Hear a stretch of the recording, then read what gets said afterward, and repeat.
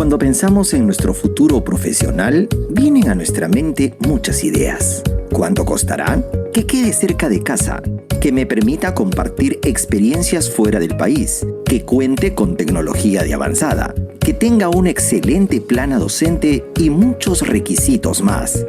Entonces nos preguntamos, ¿existe una universidad que agrupe todo lo que un verdadero profesional de éxito necesita para su formación?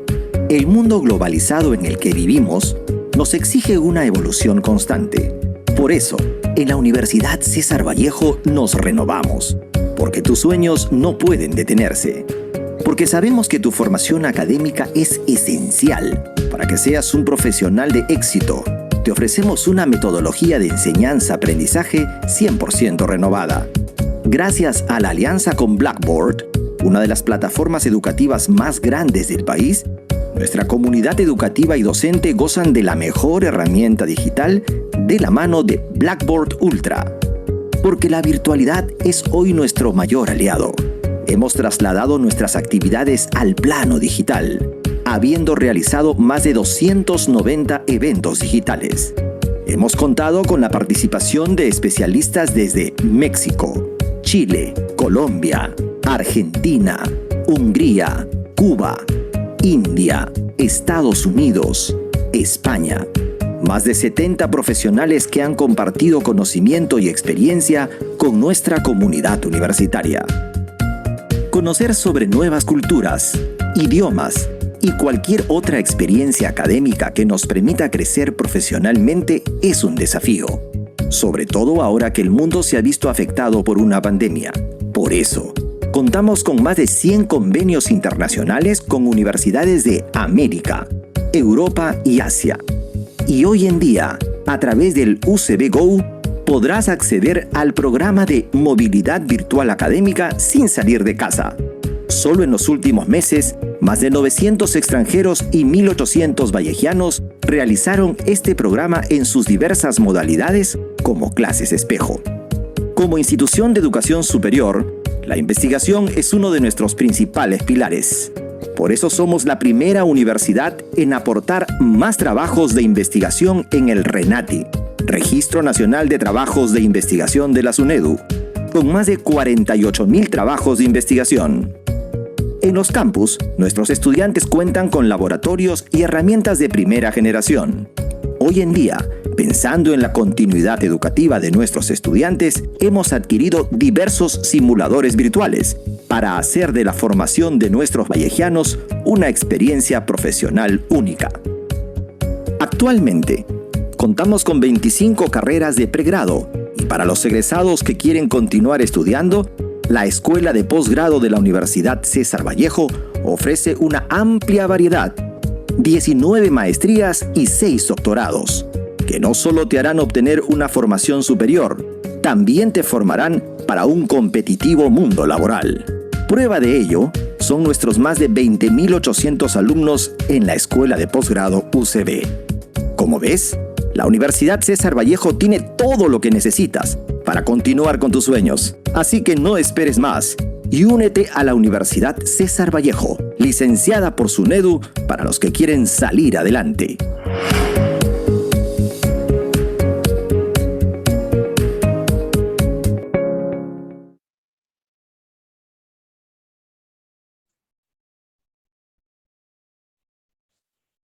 Ok, muy buenos días con todos los presentes, con los estudiantes, autoridades, directores y coordinadores, asimismo con los docentes de la Escuela Profesional de Nutrición.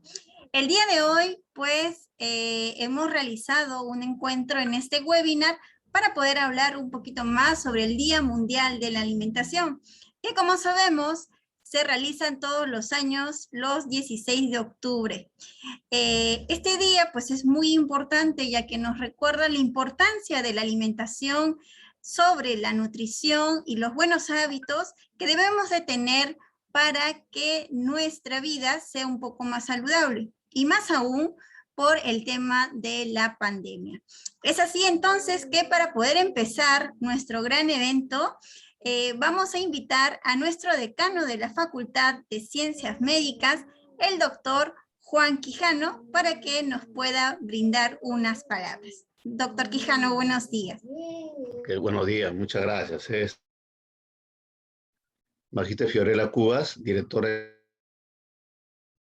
Magíster Stephanie, coordinadora de la carrera de nutrición de nuestra sede principal Trujillo, estimados docentes, amigos todos, estudiantes, amigos todos. Primero, reconocer el trabajo que está realizando nuestra Escuela de Nutrición, creo que es muy importante. Creo que hablar del Día Mundial de Alimentación, sé que ellas van a profundizar en el tema por lo mismo que son especialistas, pero quería comentar aspectos como la diversidad. Creo que reconocer o celebrar un día como este es sumamente importante, porque creo que un mundo como el de hoy, donde la problemática de la alimentación es bastante seria, donde la problemática, por ejemplo, de la obesidad, ¿no es cierto?, se ha convertido en un problema de salud pública. Creo que es importante la labor del nutricionista en este proceso. Es importante no solamente porque implica la alimentación en sí misma, sino que la alimentación está relacionada con muchas de las problemáticas de la salud en el mundo, y no solamente de la salud, sino también con el cuidado del medio ambiente. Creo que nuestra carrera de nutrición debe estar orientada esencialmente a cómo nosotros podemos hacer de que nuestros niños, nuestros jóvenes, sean más proclives a poder alimentarse saludablemente, que creo que es uno de los fundamentos de este día. ¿Cómo logramos que un joven, en vez de comer la llamada comida chatarra, pueda preferir una comida distinta? Yo recuerdo de manera anecdótica cuando mi suegro me comentaba que en Chimbote, por ejemplo, los niños cuando salen a comer a media mañana, el refrigerio, no van a comer comida chatarra, sino los niños van a comer su cevichito de un solo de 50 centavos. Oye, pero que en Chimbote a la gente le gusta mucho el ceviche, y yo me pregunto, ¿por qué no empezamos trabajando de esa manera? ¿Por qué no lograr que los jóvenes prefieran la comida saludable a aquella que no es? Yo sé que es un trabajo bastante complicado, pero creo que este concepto de salud, de alimentación, debe ser un trabajo de carácter interprofesional, y que debe estar ligado a lo que es los trabajos de investigación de cómo nosotros, a partir de nuestra escuela de nutrición, propongamos alimentaciones que sean no solamente saludables en sí mismo, sino que además que sean atractivos. Y eso creo que es un reto que debe ser pauta de trabajo para nuestra escuela de nutrición.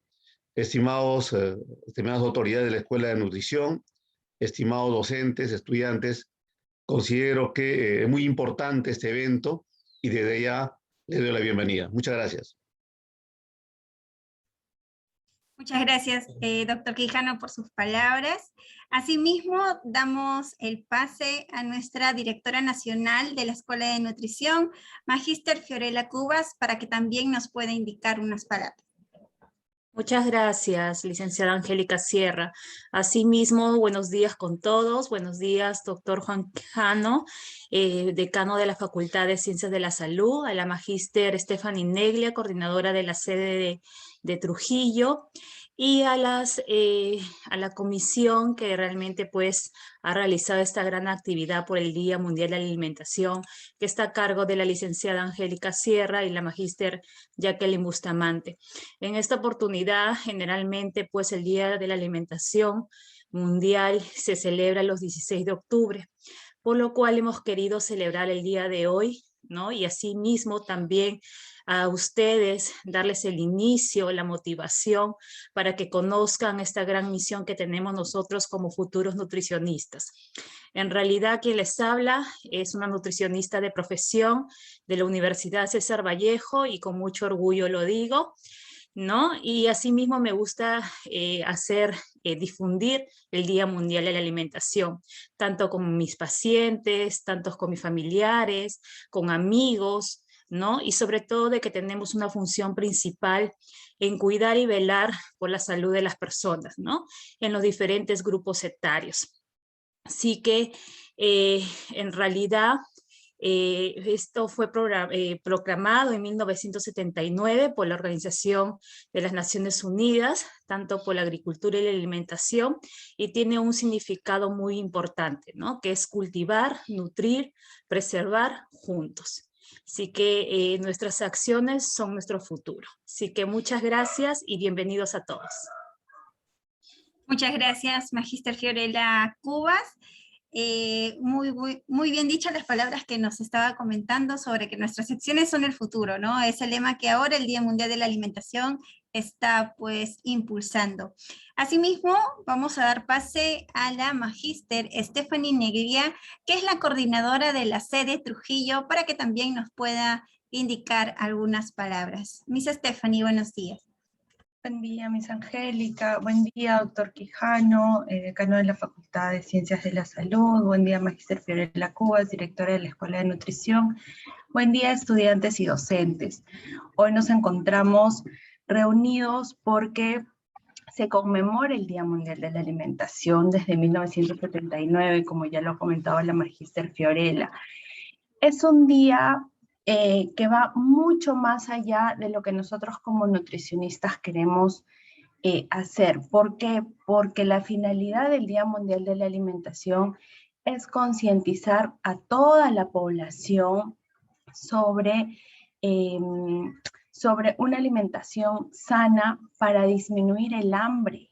Nosotros sabemos que hay en muchos rincones del mundo donde hay personas que mueren de hambre, ¿no? Entonces, por esa razón es que desde 1979 la FAO organiza este día con la finalidad de concientizar a toda la población, a todos los profesionales, a todos sobre la alimentación, una alimentación sana, una alimentación equilibrada, una alimentación consciente. Cuando hablamos de una alimentación consciente nos referimos a la cantidad que vamos a consumir.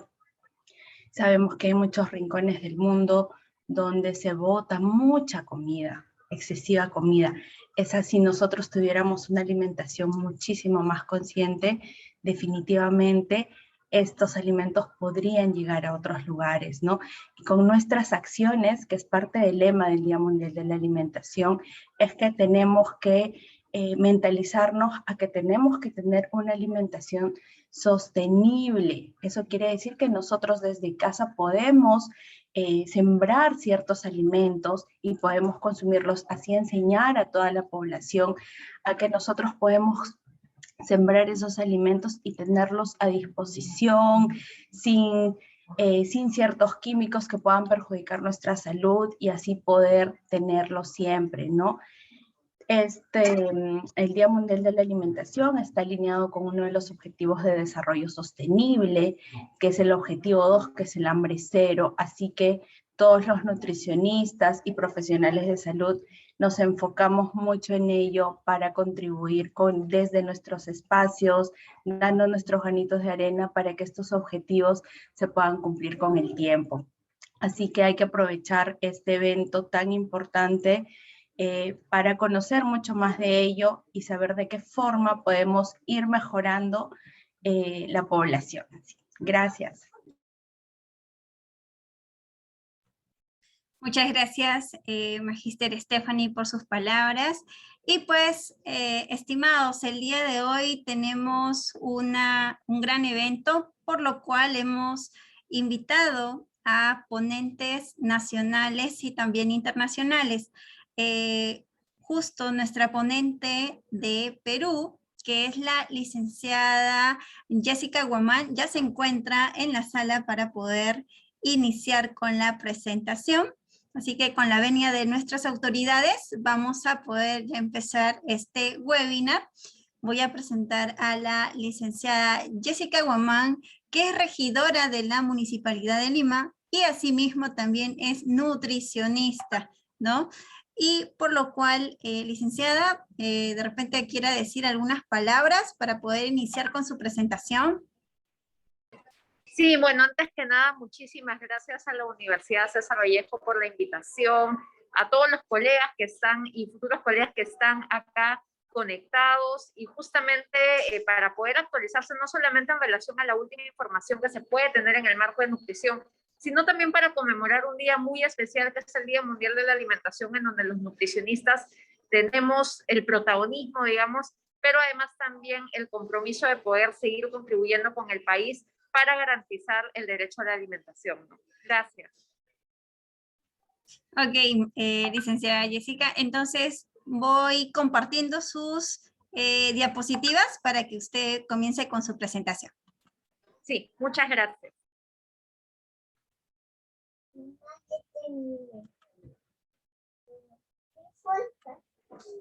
Listo. Perfecto, muchísimas gracias. Bueno, como ya había mencionado en la presentación, yo soy regidora metropolitana actualmente y desde el espacio en el cual me encuentro se han podido realizar diversas articulaciones para poder hacerle frente a la emergencia alimentaria. Y en este sentido he traído acá una presentación en relación al trabajo que venimos realizando, pero además también una presentación que es sumamente importante para nosotros poder tener datos en el marco de las decisiones que podemos tomar para hacerle frente a el hambre que puede existir en las zonas más altas de nuestra ciudad. Hay datos muy interesantes, una encuesta que hemos hecho a beneficiarios de ollas comunes en relación a sus hábitos de alimentación saludables, así que vamos a ir viendo y estos datos sin duda los puedo compartir sin problema con los presentes. Siguiente, por favor.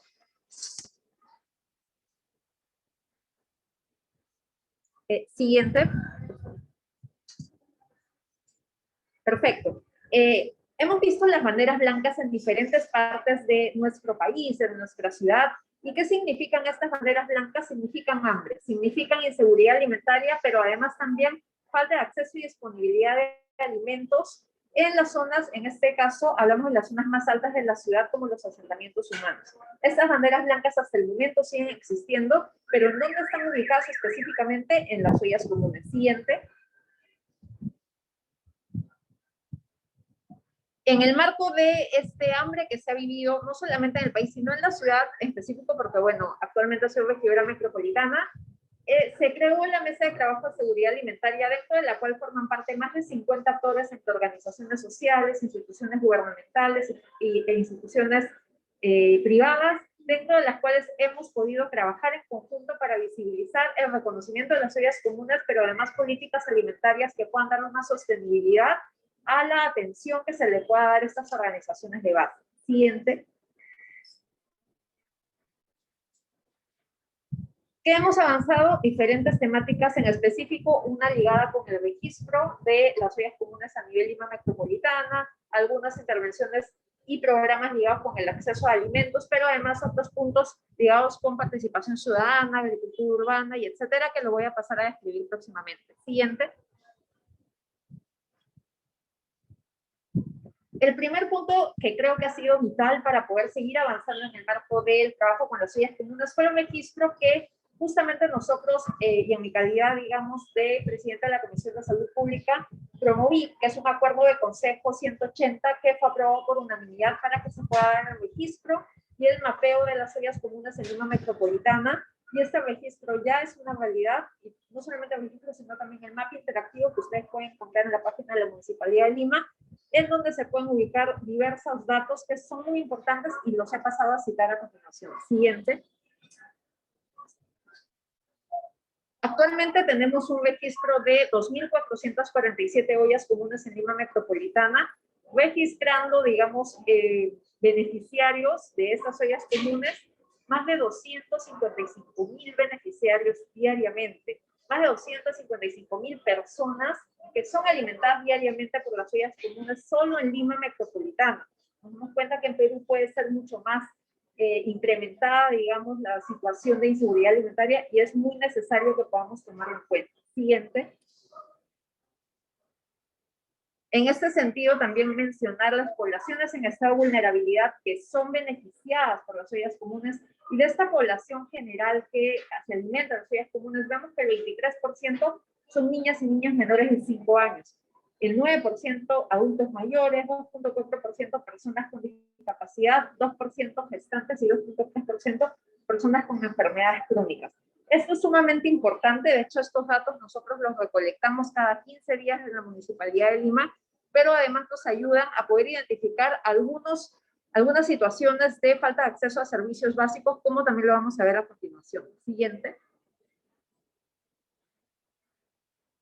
Por ejemplo, el acceso al agua segura. Nos damos cuenta que de las ollas comunes que están registradas, y en este caso, si bien es cierto, tenemos ollas comunes mapeadas y registradas, las registradas son el número que les mostré anteriormente, pero las mapeadas, es decir, ubicadas en un mapa geográfico, son el número que se ven en cada uno de los puntos que vamos a tocar ahora. ¿Por qué? Porque nosotros verificamos en el territorio si realmente hay una falta de acceso a servicios básicos y hay situaciones en las cuales todavía no se ha podido verificar, por eso la diferencia de datos. Pero ¿cuánto, por ejemplo, son las ollas comunes que dependen de una cisterna para poder acceder a agua segura? El 41% todavía depende de una cisterna. ¿Cuántas ollas comunes o cuál es el porcentaje de ollas comunes de las registradas, de las mapeadas, que tienen un acceso a luz provisional? El 33%. ¿Y cuántas siguen funcionando legalmente? El 19%. Importantísimo poder considerar no solamente que para tener seguridad alimentaria se tiene que tener un acceso a agua segura, sino que además también para poder seguir alimentando a la población y sobre todo con productos, por ejemplo, de origen animal que necesitan una refrigeradora o una congeladora para incrementar el tiempo de uso, se necesita luz. Y por lo tanto, al no tener luz o tener luz provisional, no se va a poder tener esta posibilidad y por ende ni siquiera se le va a poder donar un electrodoméstico que pueda apoyar a esto. Y esta es una realidad que hoy en día tenemos en las ollas comunes solo en Lima, como menciono. A nivel nacional, la situación se incrementa. De hecho, actualmente el MIDIS está haciendo un registro único de ollas comunes a nivel nacional, pero el registro que les estoy mostrando lo recepciona el MIDIS cada 15 días también para que pueda actualizar su base de datos en Lima Metropolitana. Siguiente.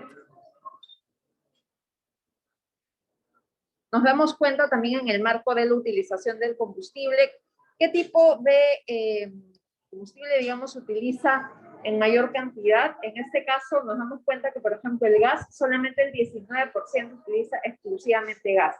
El 81% de ollas comunes mapeadas sigue utilizando leña de forma exclusiva o en combinación con el gas. ¿Cuánto tiempo les dura la leña? Por ejemplo, las ollas comunes puede ser de 2 a 3 días porque cocinan para más de 100 personas. Y el gran protagonista que se cocina con leña son las menestras. En este caso también mencionar que el 70% de ollas comunes mapeadas menciona que no cuenta con los instrumentos correspondientes para poder alimentar o para poder seguir cocinando en las ollas comunes. Pueden ser instrumentos desde ollas, instrumentos ligados también en el marco de las cocinas, pero además también electrodomésticos, como ya lo hemos mencionado.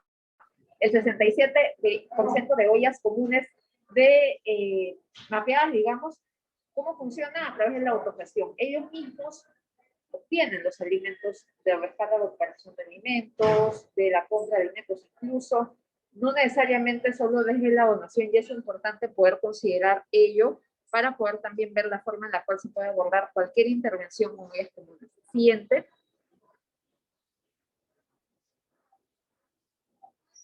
Importante también ver, por ejemplo, el porcentaje de ollas comunes que brinda el tipo de alimento en el día.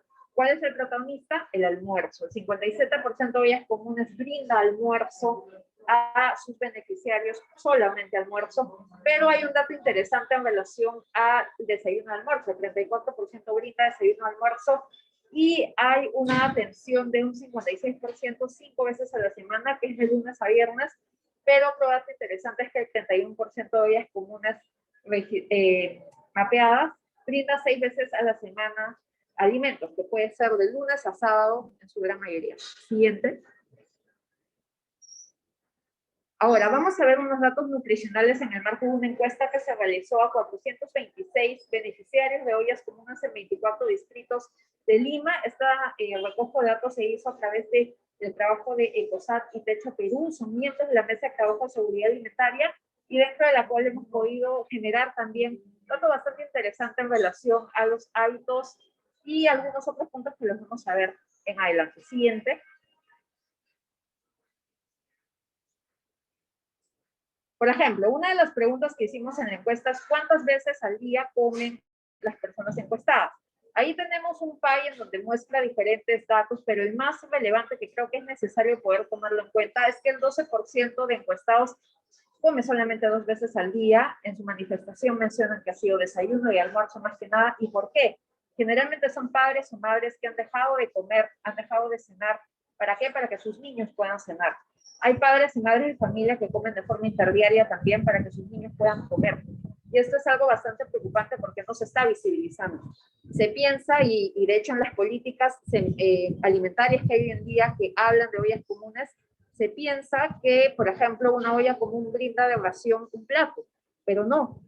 Ellos brindan ollas, llenan ollitas con el guiso, con el arroz o con lo que se pueda cocinar en el día para alimentar a toda una familia. Y hay una confusión en relación a la labor que se puede realizar en el marco de un comedor popular y una olla común.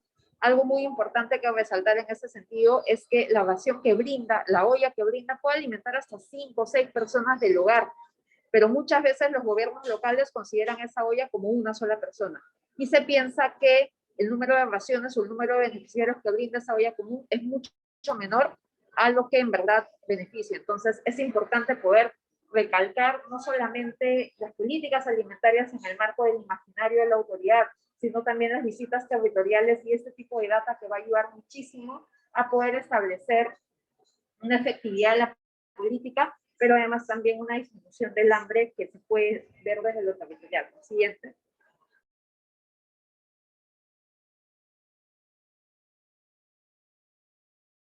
Nos damos cuenta que en la encuesta también nos mencionan el porcentaje de ollas comunes, el porcentaje de beneficiarios que, por ejemplo, consumen frutas de 1 a 2 veces por semana. ¿Cuánto es el porcentaje? El 31%. Y es importante también considerar este dato. ¿Por qué? Porque las frutas son lo que menos acceden los beneficiarios. ¿Por qué? Porque lo acceden a través de, las disculpas del caso, se me ha ido la voz, un ratito. Mientras le damos unos minutos a la licenciada Jessica Guamán, estimados, no se olviden de repente de generar sus consultas o dudas, ya que es un tema bastante interesante en relación al Día Mundial de la Alimentación, y más pues con datos que se encuentran a nivel de nuestra región de Lima, ¿no? Entonces son datos en los cuales pues vemos cómo es la alimentación, cómo es el consumo de algunos de ellos, y pues a veces nosotros como nutricionistas no vemos esos aspectos, ¿no? De los cuales pues serían muy, muy importantes. Entonces, licenciada, ¿está lista? Sí, muchas gracias. Es una consecuencia que me ha quedado del COVID, que se me seca la garganta cuando estoy hablando mucho tiempo, las disculpas del caso. Bueno, el tema del consumo de las frutas es muy importante poder considerar esta data. ¿Por qué? Porque de los encuestados el 31% solamente consume de 1 a 2 veces por semana frutas, y como había mencionado, las frutas y las verduras son los alimentos que menos acceden las ollas comunes. ¿Por qué? Porque no vienen a través de las donaciones. Las frutas y las verduras, ¿cómo las obtienen? A través de la agricultura urbana, a través del rescate o recuperación de alimentos o la compra incluso, pero no a través de las donaciones. Lo que se dona o incluso lo que brinda el MIBIS son alimentos no perecibles, envasados, enlatados, y es por ello que debemos procurar que haya más iniciativas para que puedan acceder a frutas los beneficiarios de las ollas comunes de las zonas más altas de la ciudad. Siguiente.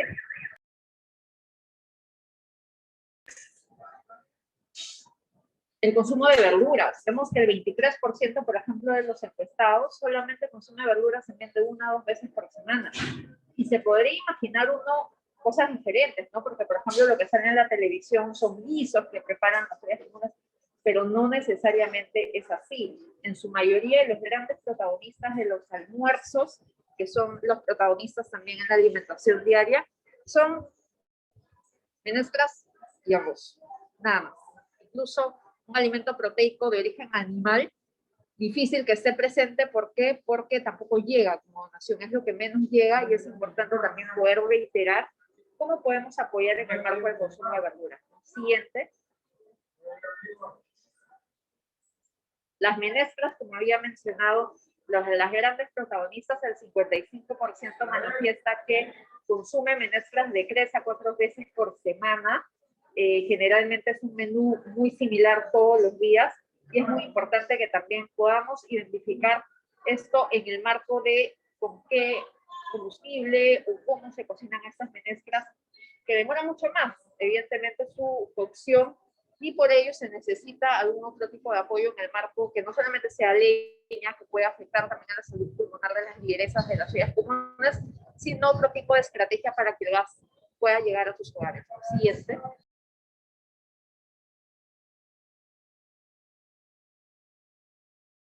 El consumo del pescado, sumamente importante que se pueda promover en los beneficiarios de las ollas comunes. El 75% manifiesta que consume de 1 a 2 veces por semana pescado, y de hecho esta cifra se piensa incrementar con la incidencia a Produce a través del programa Comer Pescado, pueda llegar a las zonas más altas también de la ciudad y pueda proveer pescado a bajo costo, sobre todo pescados azules, que esto es algo que nosotros también estamos promoviendo desde la Mesa de Trabajo y Seguridad Alimentaria para que más personas se puedan alimentar este alimento que es sumamente nutritivo, pero además también haya una conciencia, una educación alimentaria de la población para que se sepa por qué es tan importante que se consuma pescado. Siguiente.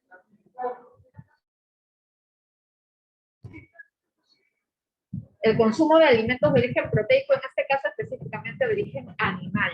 ¿Qué significa, digamos, que solamente el 31% consuma de 1 a 2 veces por semana este alimento o estos alimentos de origen animal? Es sumamente preocupante. ¿Y por qué pasa esto? Por lo que ya hemos visto. Hay falta de acceso a electrodomésticos, hay falta de acceso a luz que pueda ser de forma perenne. Entonces, esto afecta muchísimo a el consumo de alimentos de origen animal. De hecho, por ejemplo, para contarles una experiencia, en Pachacamac se consiguió la donación de 10.000 pollos para las ollas comunes de Pachacamac. Todo ese pollo se tuvo que consumir el mismo día, porque no había dónde guardarlo. No se pudo ver la posibilidad de dónde guardar la carne de pollo, y por lo tanto solamente comieron una vez a la semana, una vez esa semana, un alimento de origen animal. Entonces, importantísimo también poder evidenciar estos resultados que hemos podido generar en esta encuesta, ¿no? Seguimos trabajando en una encuesta mucho más amplia, pero por lo menos esta muestra nos da también una lectura de lo que viene a ser la alimentación de la población beneficiaria de ollas comunes. Siguiente. Y esta pregunta es sumamente importante. Estas no son todas las preguntas, de hecho vamos a hacer una publicación al respecto, pero esta última pregunta es sumamente importante que podamos reflexionar en relación a ella, y es: de los encuestados, ¿cuánto porcentaje manifiesta que se ha ido a dormir con hambre? El 39%. El 39% posiblemente no cena, posiblemente no tiene 3 veces al día un alimento, solamente una vez al día, o incluso de forma interdiaria, y esto es algo muy preocupante que se sigue viendo en la ciudad incluso. Entonces tenemos que reflexionar en relación a ello y la existencia del hambre en el país. Siguiente. Ahora, ¿cómo hemos por lo menos promovido que hayan frutas y verduras en las zonas más altas de la ciudad? A través de la promoción del rescate y recuperación de alimentos. Desde mi espacio como regidora promovía el acuerdo de consejo 162 para que se pueda declarar de interés metropolitano el rescate y recuperación de alimentos de mercados de abasto. Pero no solamente nos quedamos ahí, hemos podido realizar una serie de acciones que puedan garantizar la alimentación en la población de alimentos frescos, pero además también se promuevan los hábitos de alimentación sostenible. Siguiente.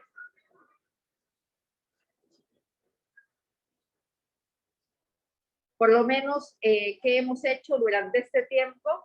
Hemos promovido desde la Mesa de Trabajo y Seguridad Alimentaria, junto con Digesa, la creación, por ejemplo, de esta guía la cual muestra cómo de una forma inocua se puede recuperar alimentos de los mercados. Por otro lado, también en conjunto con la red de ollas comunes de Pachacamac y San Juan de Lurigancho, se han podido generar proyectos piloto para la recuperación de mercados de abasto de Lima, específicamente de EMSA, pero además también sumamente importante el proyecto de ordenanza que venimos trabajando para que se pueda normar en Lima Metropolitana este rescate de recuperación de alimentos de mercados.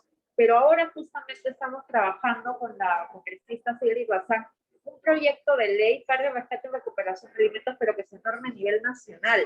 Y este proyecto de ley va a ser lanzado este lunes, por ejemplo, para que toda la ciudadanía pueda ver que en Perú es necesario que se pueda empezar a implementar estas leyes, pero además también promover este tipo de accionar de que garantizan, digamos, sistemas de alimentación sostenibles y que hemos dejado de lado lamentablemente, pero es necesario visibilizarlos y esta emergencia alimentaria nos está llevando a ello. Siguiente.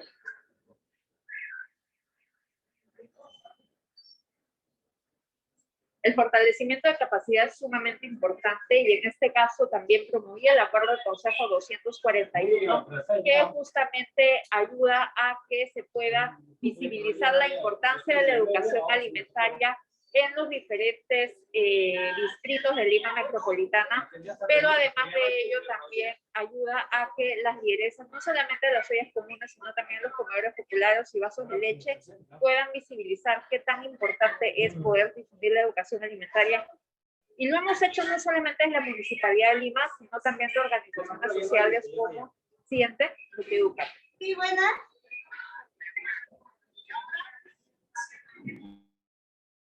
En este caso hemos podido promover también acciones de educación alimentaria como las que se ven en la diapositiva, pero además también hemos podido juntar acciones, ¿no? Por ejemplo, en este caso, el tema de recuperación y rescate de alimentos, se habla de un rescate y recuperación de sangrecita, por ejemplo, y nosotros hemos podido capacitar en el marco de la mejor utilización de la sangrecita para que se pueda alimentar a la población y se pueda entender que este es un aliado para la reducción de la anemia infantil. Siguiente. La agricultura urbana es sumamente importante que la podamos considerar. Hemos podido promover desde la Gerencia de Servicios a la Ciudad y Gestión Ambiental acciones que conllevan a la importancia de poder visibilizar cómo en las zonas más altas de Lima se puede generar huertos urbanos, se puede promover el consumo, por ejemplo, de espinacas, de acelgas, de rabanitos producidos por la misma población. Y en este caso, como bien se menciona, se han beneficiado hasta el momento más de 4.000 familias, pero seguimos en el camino de poder establecer como una política metropolitana la agricultura urbana. Y ahora estamos actualizando la ordenanza de agricultura urbana y periurbana justamente para el logro de estos objetivos. Siguiente.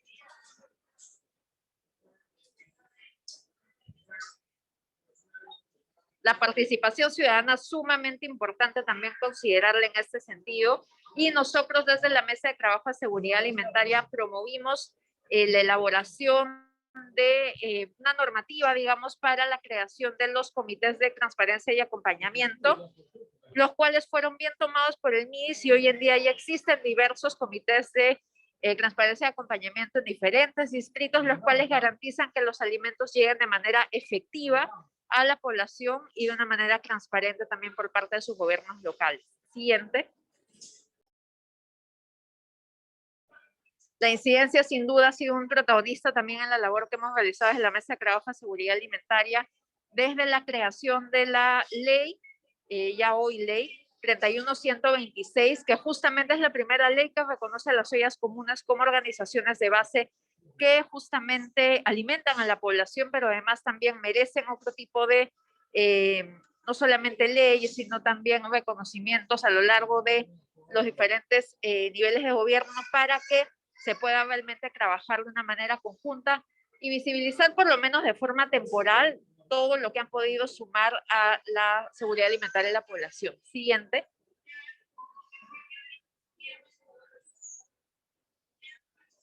Y por último, la emergencia alimentaria. Nosotros trabajamos un proyecto de ley en la legislatura anterior para que se pueda declarar en emergencia alimentaria al país. Este proyecto de ley lo trabajamos en conjunto con quien hoy es nuestra premier Mirta Vázquez y ahora lo ha presentado también una de nuestras aliadas, Sigrid Bazán, en el Congreso para que pueda ser, ya no es necesario que pase por las comisiones, tiene que pasar directamente a pleno para que pueda ser aprobado, y lo cual visibiliza también una gran oportunidad, no solamente para la población, sino también para los nutricionistas, poner en agenda pública y en agenda del gobierno central qué tan importante es garantizar el derecho a la alimentación, y justamente en ese camino vamos. Siguiente. Bueno, esa es toda la presentación. Muchísimas gracias por haberme escuchado. Ahí yo he puesto mi correo electrónico y termino con el logo de Ollas contra el Hambre, que es justamente la campaña que nosotros empujamos para poder visibilizar todo el trabajo realizado. Muchas gracias.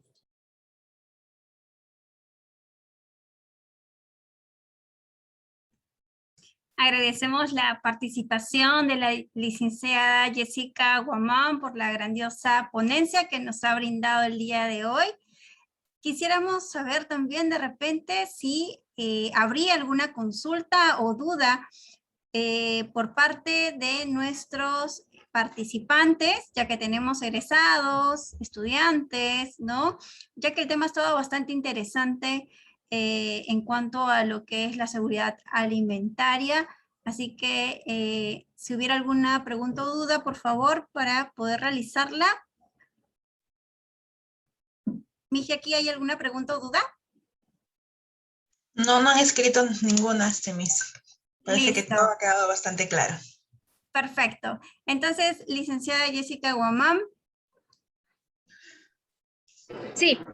Le vamos a hacer la entrega por su participación de un certificado por habernos dado la ponencia por el Día Mundial de la Alimentación, otorgado a la Magíster Jessica Lisbeth Guamán Vilca por haber participado en calidad de ponente en el webinar por el Día Mundial de la Alimentación para la comunidad de estudiantes y egresados de la Universidad César Vallejo.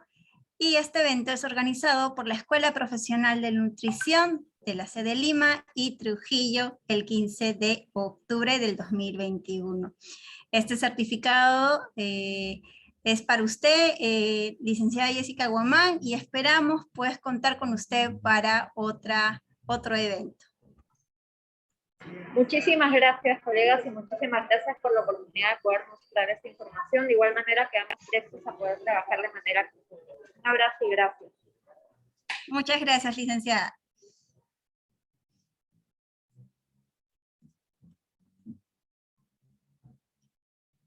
Bueno, a continuación también tenemos la ponencia del magíster Nelson Enrique Conde, que creo que ya está en sala. Sí, muy buenos días, magíster Nelson Conde. El magíster Nelson nos va a dar también una otra ponencia en referencia a lo que es el Día Mundial de la Alimentación. ¿Sí? Antes de que inicie el magíster Nelson, no olviden, queridos participantes, de poder colocar sus dudas, preguntas o de repente consultas que tengan en el chat, ¿no? O en lo que es preguntas y consultas, para que al finalizar lo que es la presentación del magíster podamos nosotros realizarles las consultas y pues pueda absolver esas dudas que se tengan, ¿sí?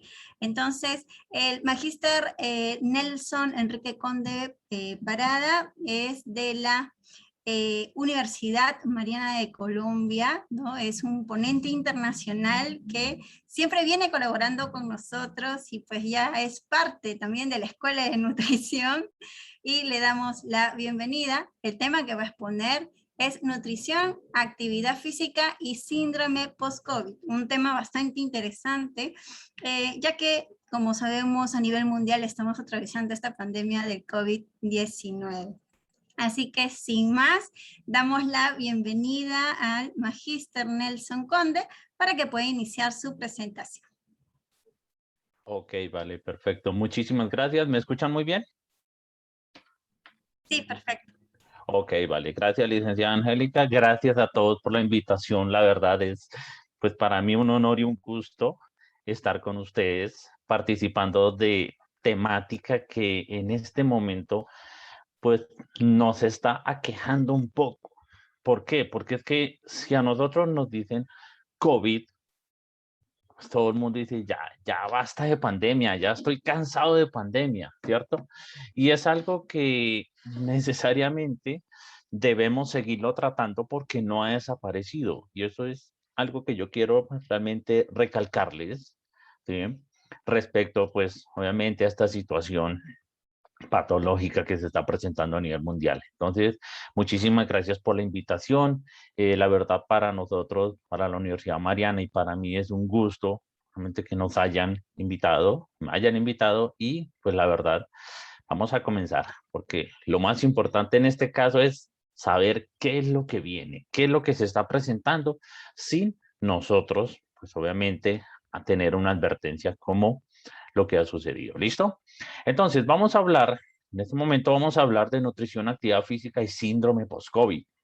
Resulta que a veces nosotros decimos que en COVID siempre es necesario tener como esa condición de suplementar, tener esa condición de incrementar, tener esa condición de aportar de más, porque pues me va a defender. Y esta situación a veces se nos está saliendo de las manos, ya lo vamos a ver más adelante. Por eso les pido que a partir de este momento debemos comenzar a tomar apuntes. ¿Listo? Entonces vamos a empezar tomando apuntes, todo el mundo listo. ¿Por qué razón? Porque vamos a hacer una pequeña introducción en la cual vamos a abordar lo que conocemos hasta hoy. Primero, coronavirus en el mundo, todavía hay. Todavía existe coronavirus. Y para nosotros no es un misterio de que coronavirus ya ha tenido mucha repercusión sobre la sociedad, sobre la economía, sobre la educación. O sea, coronavirus ha sido la pandemia que nos ha afectado tanto que nos sacó de control. Nosotros llevábamos realmente una monotonía, digámoslo así, o llevábamos realmente algo muy repetitivo en nuestras vidas, pero coronavirus ¡plá!, nos saca de control. Y el hecho de que nos saque de control, pues obviamente nos está diciendo, ojo, alerta, pilas, como decimos nosotros acá en Colombia. Hay que empezar a trabajar mucho más sobre lo que se pueda generar a nivel de una nueva enfermedad, sobre lo que pueda suceder a nivel de una enfermedad, y debemos trabajar más en grupo. Entonces, conociendo esto, sabemos que el coronavirus en el mundo sigue aumentando. No de la misma manera como cuando inició, como en el punto medio, obviamente en el segundo pico, sin embargo, sigue aumentando. Esta es una cifra al día de hoy donde tenemos, pues, básicamente más de 239 millones de casos en el mundo y tenemos más de 4.800.000 muertos. O sea, es bastante considerable, bastante significativo. Sin embargo, pues en este momento estamos como que dejando a un lado las condiciones, pues obviamente de esta pandemia. ¿Listo? Tenemos que entender también algo, y es que nosotros le prestábamos mucha atención al coronavirus, especialmente por el número de contagiados. Y siempre nosotros veíamos las estadísticas, ¿cuántos casos van? Van 15, upa, ya empezó esta vaina. Después van 100, Dios mío, ¿qué pasó? Después van 2.000, no, no puede ser. Después van 100.000 y todo el mundo asustado porque pues realmente iba en ascenso, no había un stop, era un pico bastante largo durante ese tiempo, bastante largo, bastante alto, y pues nosotros teníamos esa condición ahí enfocada al número de contagiados. También el número de muertes. ¿Por qué razón? Porque si hay algo que nos alarme al profesional de la salud es el número de muertes. Se puede contagiarse algo, pero si no está muriendo, vale, perfecto, vamos calmando. Pero cuando ya se presenta la muerte, empezamos con la necesidad de actuar rápidamente. Entonces, todo el mundo prestando atención a lo que vemos ahí, las estadísticas, cuántos casos van, cuántos muertos van, Dios mío, por favor, ilumínanos, ayúdanos, protégenos, y todo el mundo realmente empezaba como que a ser creyente, ¿sí? ¿Por qué? Porque esta pandemia nos estaba azotando, no asolando, sino azotando. Entonces, pues obviamente, vamos a prestarle atención al número de muertes. Después venía, ¿cuántos se recuperaron de COVID? Ay, gracias a Dios. Vamos a ver por qué realmente estamos mejorando, estamos presentando una recuperación, hay gente que se está salvando, perfecto, muy bien, pero el problema fue este. No le prestamos atención al número de complicaciones y ojo porque todas las instituciones de salud cometieron errores. ¿Cuáles fueron los errores? Que no hicieron seguimiento. ¿Listo? ¿Por qué? Porque no teníamos realmente una estadística sobre el número de secuelas. Hasta que no se empezó a ver algo. ¿Cómo así? Usted ya terminó su periodo clínico de COVID y todavía sigue con falta del gusto, ¿sí? Lo que es ageusia, todavía sigue con falta del olfato, lo que es la anosmia. ¿Cómo así? No estoy entendiendo eso. Pensé que pasaba igual que una gripe. No, y resulta que empezábamos a mirar esto y pues así la deberíamos llamar realmente secuelas. Vamos a mirar más adelante. Duración de la sintomatología. Y había gente que decía, yo tuve COVID hace 2 meses y todavía sigo tosiendo. Yo tuve COVID hace 4 meses, me agito. no puedo caminar de la manera como yo lo hacía. Yo tuve COVID y todavía me duele la cabeza. O sea, hasta allá llegábamos nosotros y eso no lo entendíamos. Y para completar, más complicaciones. ¿Por qué? Porque la persona empezaba a generar un nuevo proceso patológico, una nueva condición patológica. Y aquí era donde realmente estaba enfatizado realmente el proceso o el acompañamiento que nosotros no lo cubrimos. Obviamente, esto provocó que se aumentara el número de crónicos. Y para el que no entiende el número de crónicos, ¿qué significa? El número de pacientes con patologías de largo plazo. Entonces, ¿qué sucedía? El paciente que no tenía hipertensión, ¡prum!, surgía como hipertenso. El paciente que no tenía una pérdida muscular, ¡prum!, surgía con una pérdida muscular.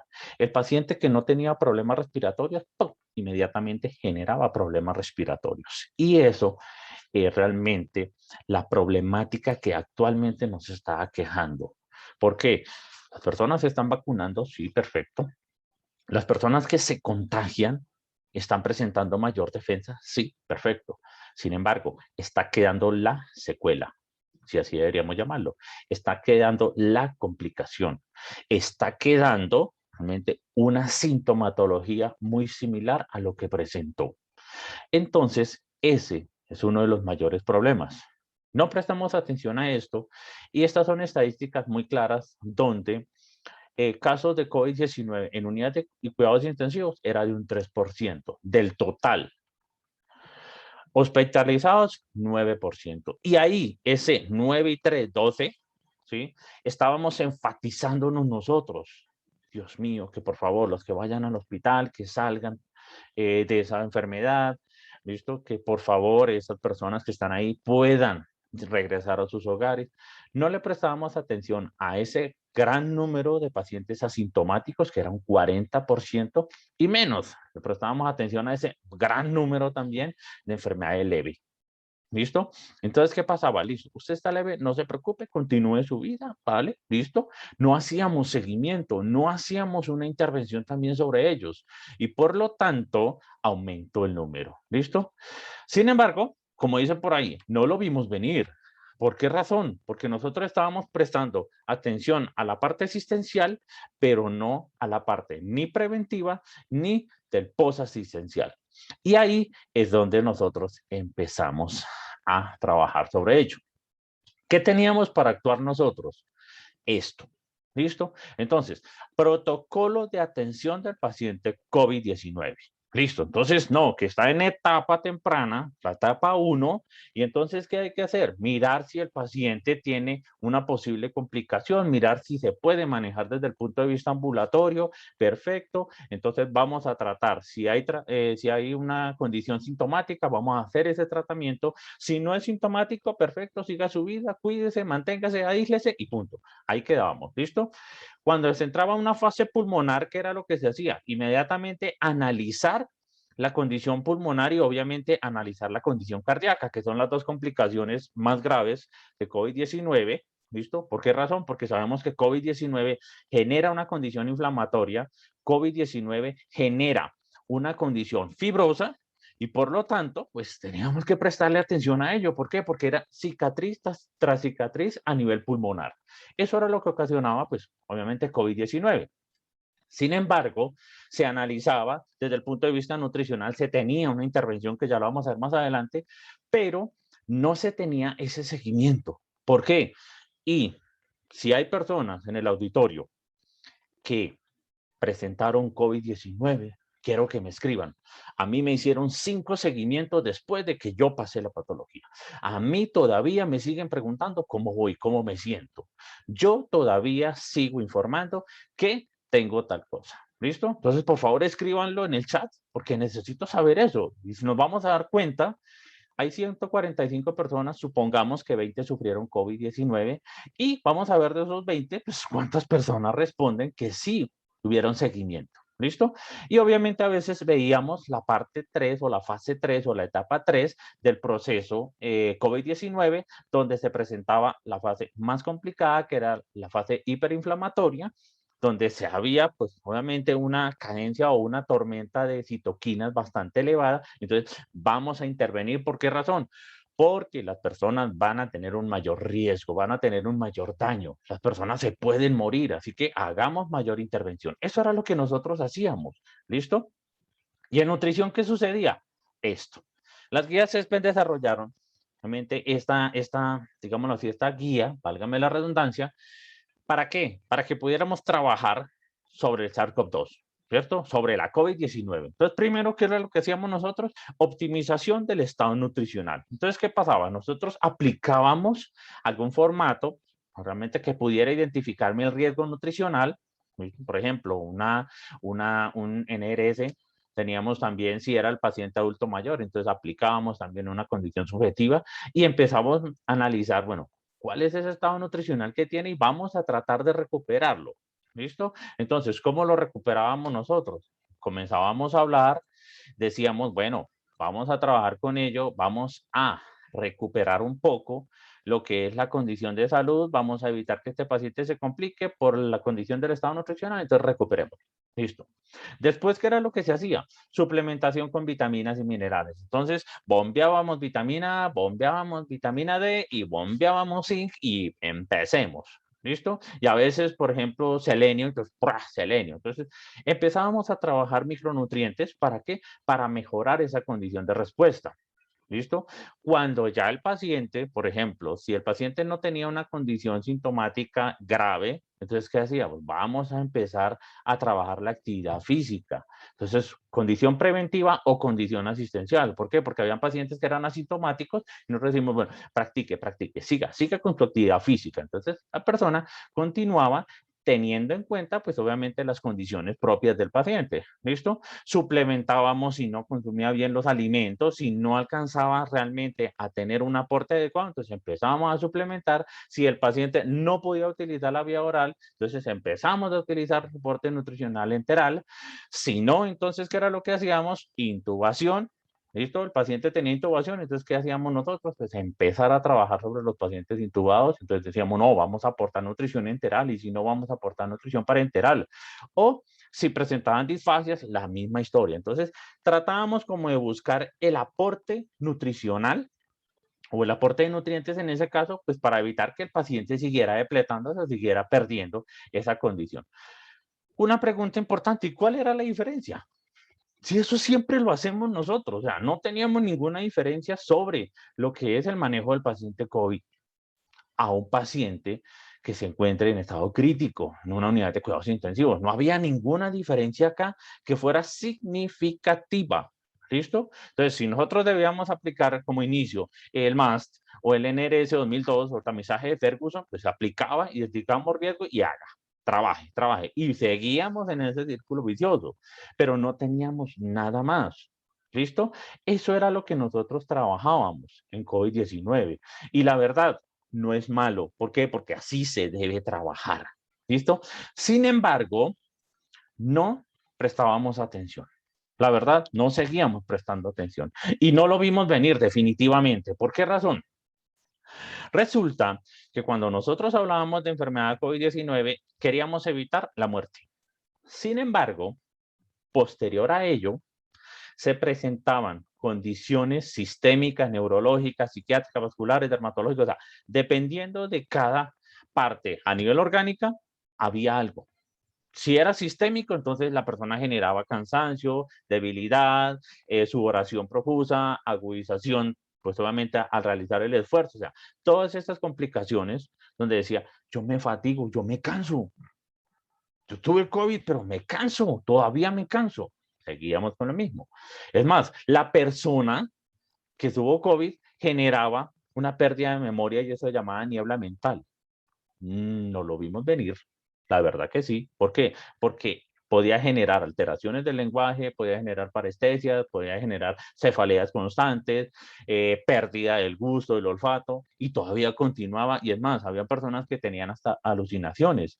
Si nos íbamos a mirar a lo cardiovascular, ritmo cardíaco alterado, tensión arterial alterado, se presentaba mayor cantidad de trombos, entonces una posibilidad de generar una condición cardiovascular más agresiva, ¿Listo? ¿Por qué? Porque nosotros sabemos que en COVID-19 se presenta una hiperinflamación, ¿listo? Y por lo tanto, pues, todo lo que esté asociado a ello. ¿Listo? Si vamos a mirar nosotros gastrointestinales, ¿qué era? La persona seguía con anorexia, o seguía con hiporexia, o la persona tenía intolerancia, entonces tenía distensión abdominal, tenía diarrea, o sea, todo lo que realmente no esperábamos de ese paciente una vez se recuperara. ¿Listo? Si hablábamos de músculo esquelético, eran dolores musculares, dolores articulares, presión a nivel del pecho, o sea, empezaba a sentir una cantidad de cosas que no le prestábamos mayor atención. ¿Sí? Solamente era, venga dentro de tanto, después lo revisamos, después estamos con ustedes, después, listo. Entonces, ¿qué pasa? Vuelvo y repito, no lo vimos venir. ¿Por qué no lo vimos venir? Porque en este momento el número de pacientes crónicos se incrementó. Si antes teníamos en unidad de cuidados intensivos 20% de pacientes crónicos, ahora tenemos 80% de pacientes crónicos, ¿listo? Y es más, nosotros conocemos personas, o por ejemplo, ahorita la ponente anterior o la panelista anterior dijo, qué pena, discúlpenme, es que desde COVID, ¿qué pasó? Pues se me reseca la boca. Entonces, miren bien que tenemos secuelas, tenemos condiciones, tenemos complicaciones que no le hemos prestado atención. ¿Listo? Y eso no es nada. Para completar, tenemos esta cantidad de complicaciones. ¿Listo? La persona sigue con todo, la persona sigue generando esputo, la persona sigue con fibrosis pulmonar, la persona sigue con dolor en el pecho. O sea, en otras palabras, tenemos un 80% de presentar sintomatología, así sea uno, pero la persona con COVID presenta sintomatología. ¿Listo? Entonces, los síntomas aparecen y desaparecen. Y ahí es donde se da una sensación de la falsa recuperación. Y ojo con esto porque a veces se dice que vamos a esperar 15 días, vamos a esperar hasta un mes y usted ya retoma normal, hace su vida normal. Resulta que no. Los síntomas desaparecieron a los 28 días y vuelven y reaparecen a los 34 días. Los síntomas desaparecen a los 20 días y vuelven y reaparecen a los 35, 40 días. Y es más, ha habido investigaciones que dicen, ¿cómo es posible que después de un mes y todavía siga con complicaciones? ¿Cómo es posible que después de 4 meses, 6 meses y todavía aparezcan síntomas? ¿Listo? Y es más, se está dando un proceso supremamente importante que es la reinfección. Pacientes que tuvieron COVID, se decía anteriormente, no, si usted sufre de COVID, tranquilo, no vuelve a presentar COVID. ¿Y qué sucedió? Que a los 9, 10 días, 15 días, 20 días, ¡prum!, volvió a presentar COVID. Entonces esa reinfección nos bloqueó, la verdad. A nivel científico nos bloqueó, ¿por qué? Porque nosotros no podemos decir, la persona que tuvo COVID no vuelve a presentar COVID. Miren bien, entonces, ¿qué sucede? Esto hace que las personas del común, y digo personas del común que no son profesionales de la salud, digan, perfecto, yo no hay ningún problema, yo sufrí de COVID, ¿vale? Me puedo descuidar porque ya sufrí COVID, ya tengo defensas, ya tengo vacunas, y no es así. Miren que todo el proceso sigue ese ciclo, o sea, este virus está tan bien preparado que nos afecta demasiado, ¿listo? A nivel de sociedad y a nivel de individuo. Ojo, ¿por qué hay que diferenciarlo del término secuela? Ojo, miremos este estudio publicado en Estados Unidos. ¿Listo? Los 5 síntomas más frecuentes son fatiga, dolor de cabeza, problemas de atención, alopecia y dificultad respiratoria. En otras palabras, o sea, ¿en realidad se convierte en una secuela o es que se nos alargó el proceso COVID? ¿Listo? O sea, desde ahí nosotros debemos entender si lo que tengo es una secuela o es que síntoma desapareció y volvió y reapareció. Por esa razón, a veces tomarlo como el término secuela, pues lo podemos dejar en interrogatorio. ¿Listo? ¿Por qué? Porque estos síntomas son característicos de una COVID. ¿Listo? No de la secuela COVID. ¿Ok? Bueno, ¿cómo deberíamos llamarlo? Síndrome post-COVID-19. ¿Listo? Y esto realmente me parece una clasificación supremamente importante. Por ejemplo, COVID-19 posagudo cuando tiene persistencia de síntomas 3 semanas después del primer síntoma. Listo. Entonces, continuamos. COVID-19 postcrónico 12 semanas después. Persistencia de síntomas. Nosotros decimos, 4 meses después. ¿Y todavía continuar con síntomas? Sí. Por eso se denomina síndrome post-COVID. Otros términos, long COVID, post-COVID syndrome, long hauler, persistent, pues obviamente a nivel de post-COVID syndrome. ¿Listo? En otras palabras, ¿qué significa? Que todo va a continuar y todo está continuando. ¿Listo? O sea, no ha habido un stop. ¿Por qué? Porque la persona que sufrió COVID sigue también teniendo menos esperanza de vida, menos calidad de vida. ¿Y por qué? Porque yo no puedo hablar de calidad de vida cuando la persona va a caminar y se fatiga. Eso en ningún momento es calidad de vida para nadie. En ningún momento es calidad de vida que yo esté comiendo y la comida no me sepa absolutamente a nada. Eso no es calidad de vida. Mucho menos que yo coma y genere distensión abdominal por pérdida de la microbiota, por ejemplo. No es calidad de vida. ¿Listo? Entonces, ¿qué pasa? Nos afecta durante el momento agudo y nos afecta ahora de manera crónica. ¿Listo? Ok, entonces podemos decir, problema resuelto. Se va a llamar síndrome post-COVID. Pues la verdad, les voy a decir algo. No se va a llamar así. ¿Por qué razón? Porque cada país tiene una característica importante y es que cada organización, cada país está desarrollando un nuevo término, un término propio. No se está unificando. ¿Listo? Entonces, lo que sí hay que identificar es que se desconoce la prevalencia exacta. O sea, no hay nada estandarizado en este caso, no hay una definición precisa. En el Reino Unido, hasta el 10% de los países con PCR positiva persistían síntomas 3 semanas después. Estados Unidos, el 35%. Y en Italia, ojo, pacientes recuperados 60 días después, el 87.4% generaban sintomatología. En otras palabras, ¿cómo se debería llamar?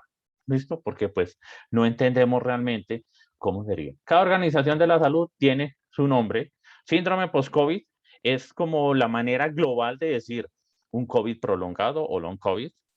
Es como decir realmente un COVID persistente o secuelas de COVID. Entonces, en este caso, algunos recomiendan decirle síndrome post-COVID. Y por esa razón, esta charla que les traje hoy está relacionado con ello, con cómo debemos nosotros abordar esta condición post-COVID. ¿Listo? Y para mí, ojo, estoy diciendo Nelson Conte, para mí el mejor término sería síndrome post-COVID. ¿Por qué? Porque ocupa muchas condiciones o muchas alteraciones. ¿Listo? Y ya vimos obviamente cuáles fueron las alteraciones anteriormente. Aquí tenemos otras importantes también. Pérdida del apetito, ya lo habíamos visto anteriormente. Dolor de garganta, ojos secos, visión borrosa, náuseas, malestar abdominal, ampollas, picor, porque también está afectando la condición de la piel. ¿Listo? Y problemas cardíacos, problemas musculares, en otras palabras, engloba como una condición holística esta respuesta. Al fin y al cabo, es casi lo mismo. Es decir, realmente que el COVID se prolongó, el COVID se extendió, el COVID sigue persistente. En otras palabras, preferible llamarlo síndrome post-COVID. ¿Listo? ¿Qué vamos a hacer nosotros? Y ojo acá, porque quiero comentarles algo. No hay tratamientos estandarizados para síndrome post-COVID. ¿Por qué razón? Porque nosotros debemos individualizarlo. Y cuando nosotros hablamos de individualizar, estamos diciendo que cada persona tiene una respuesta diferente. Por eso, lo que yo les decía al inicio, tomen apuntes. Yo no puedo decir, vamos a aportar por favor 1.5 gramos por kilogramo de peso no se puede. Lo que sí debemos decir es, de acuerdo a la agresión, de acuerdo a la comorbilidad o de acuerdo a la complicación, vamos a hacer un tratamiento específico para esa persona. Recordemos algo, ni nutrición, ni medicina, fisioterapia, o sea, ninguna de las áreas de la salud es una ciencia exacta. Por lo tanto, nosotros debemos contar con nuestra capacidad y nuestra calidad como profesionales de la salud, ¿listo? Y obviamente nuestra autonomía propia o basada en la ciencia para poder abordar este manejo.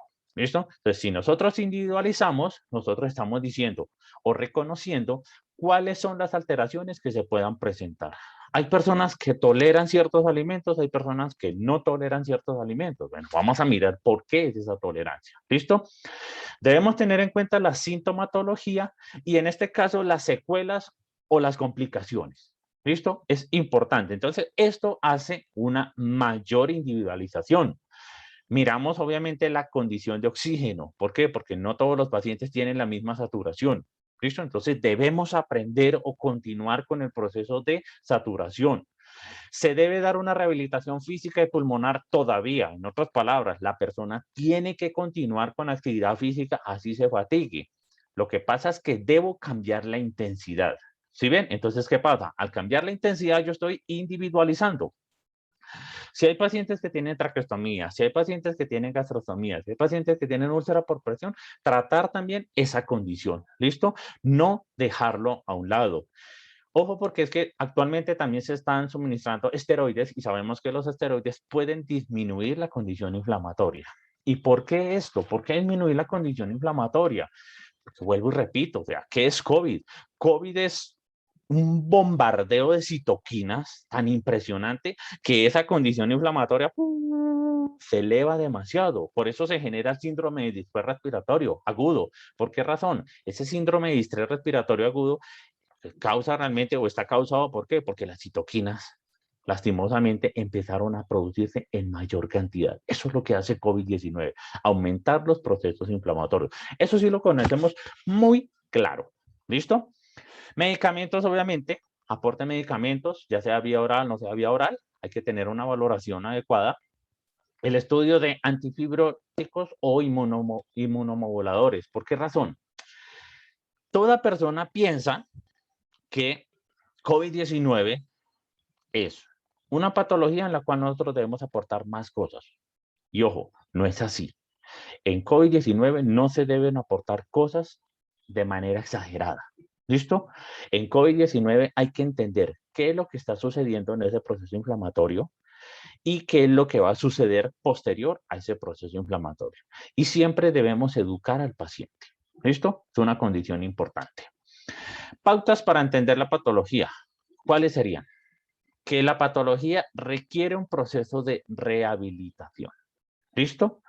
Anteriormente se analiza la función pulmonar. Sí. Se tienen que hacer evaluaciones secundarias. Sí. Se tiene que identificar la tolerancia al ejercicio. Sí. Todo esto se debe tener en cuenta una vez que yo identifique la condición o el estado propio del paciente. ¿Listo? Entonces, si COVID-19 nos dejó una pérdida de masa muscular, yo tengo que empezar a recuperar esa masa muscular. Si COVID-19 nos dejó una agresión pulmonar bastante fuerte, debo empezar a recuperar esa agresión pulmonar.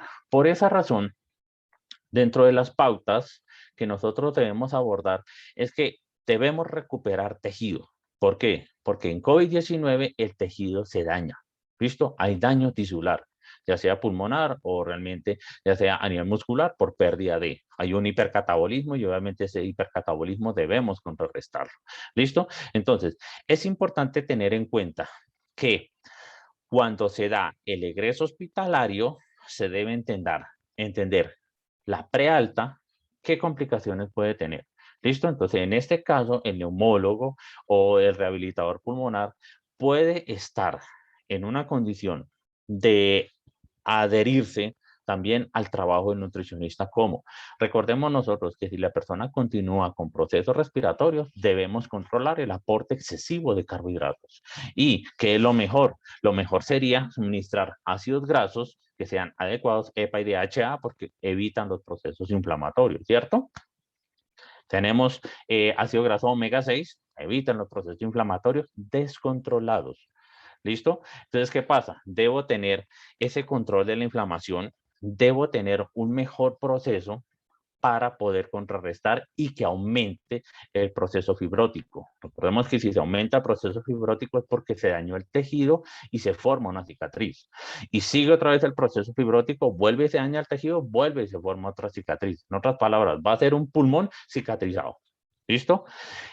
Cuando sea el momento del egreso, perdón, ¿listo? Se tiene que identificar la estabilidad. Aparte de eso, se tiene que monitorizar constantemente, eso es algo importante, pero se debe prestar atención al manejo en casa. Por lo tanto, aquí comienza el proceso educativo. Y si nosotros vamos a hablar de nutrición y dietética, nosotros debemos conocer que debemos convertirnos en educadores. ¿Por qué? Porque lo mejor del proceso de nutrición es la educación. ¿Listo? Entonces debemos hacer énfasis en la educación nutricional asociada a esas comorbilidades. La telerehabilitación. Y ojo porque aquí es importante esto. Cuando no se podía hacer un seguimiento, tendría que fomentarse más este aspecto, la telerehabilitación. ¿Por qué? Porque se tiene que estar en contacto permanente con la persona que sufrió COVID-19. Si estuvo hospitalizada, más aún. ¿Listo?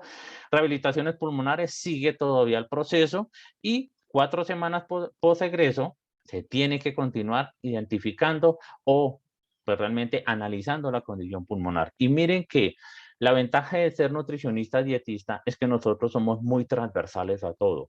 Si el paciente tiene problemas cardíacos, nutrición y dietética tiene que estar ahí. Si el paciente tiene problemas pulmonares, nutrición y dietética tiene que estar ahí.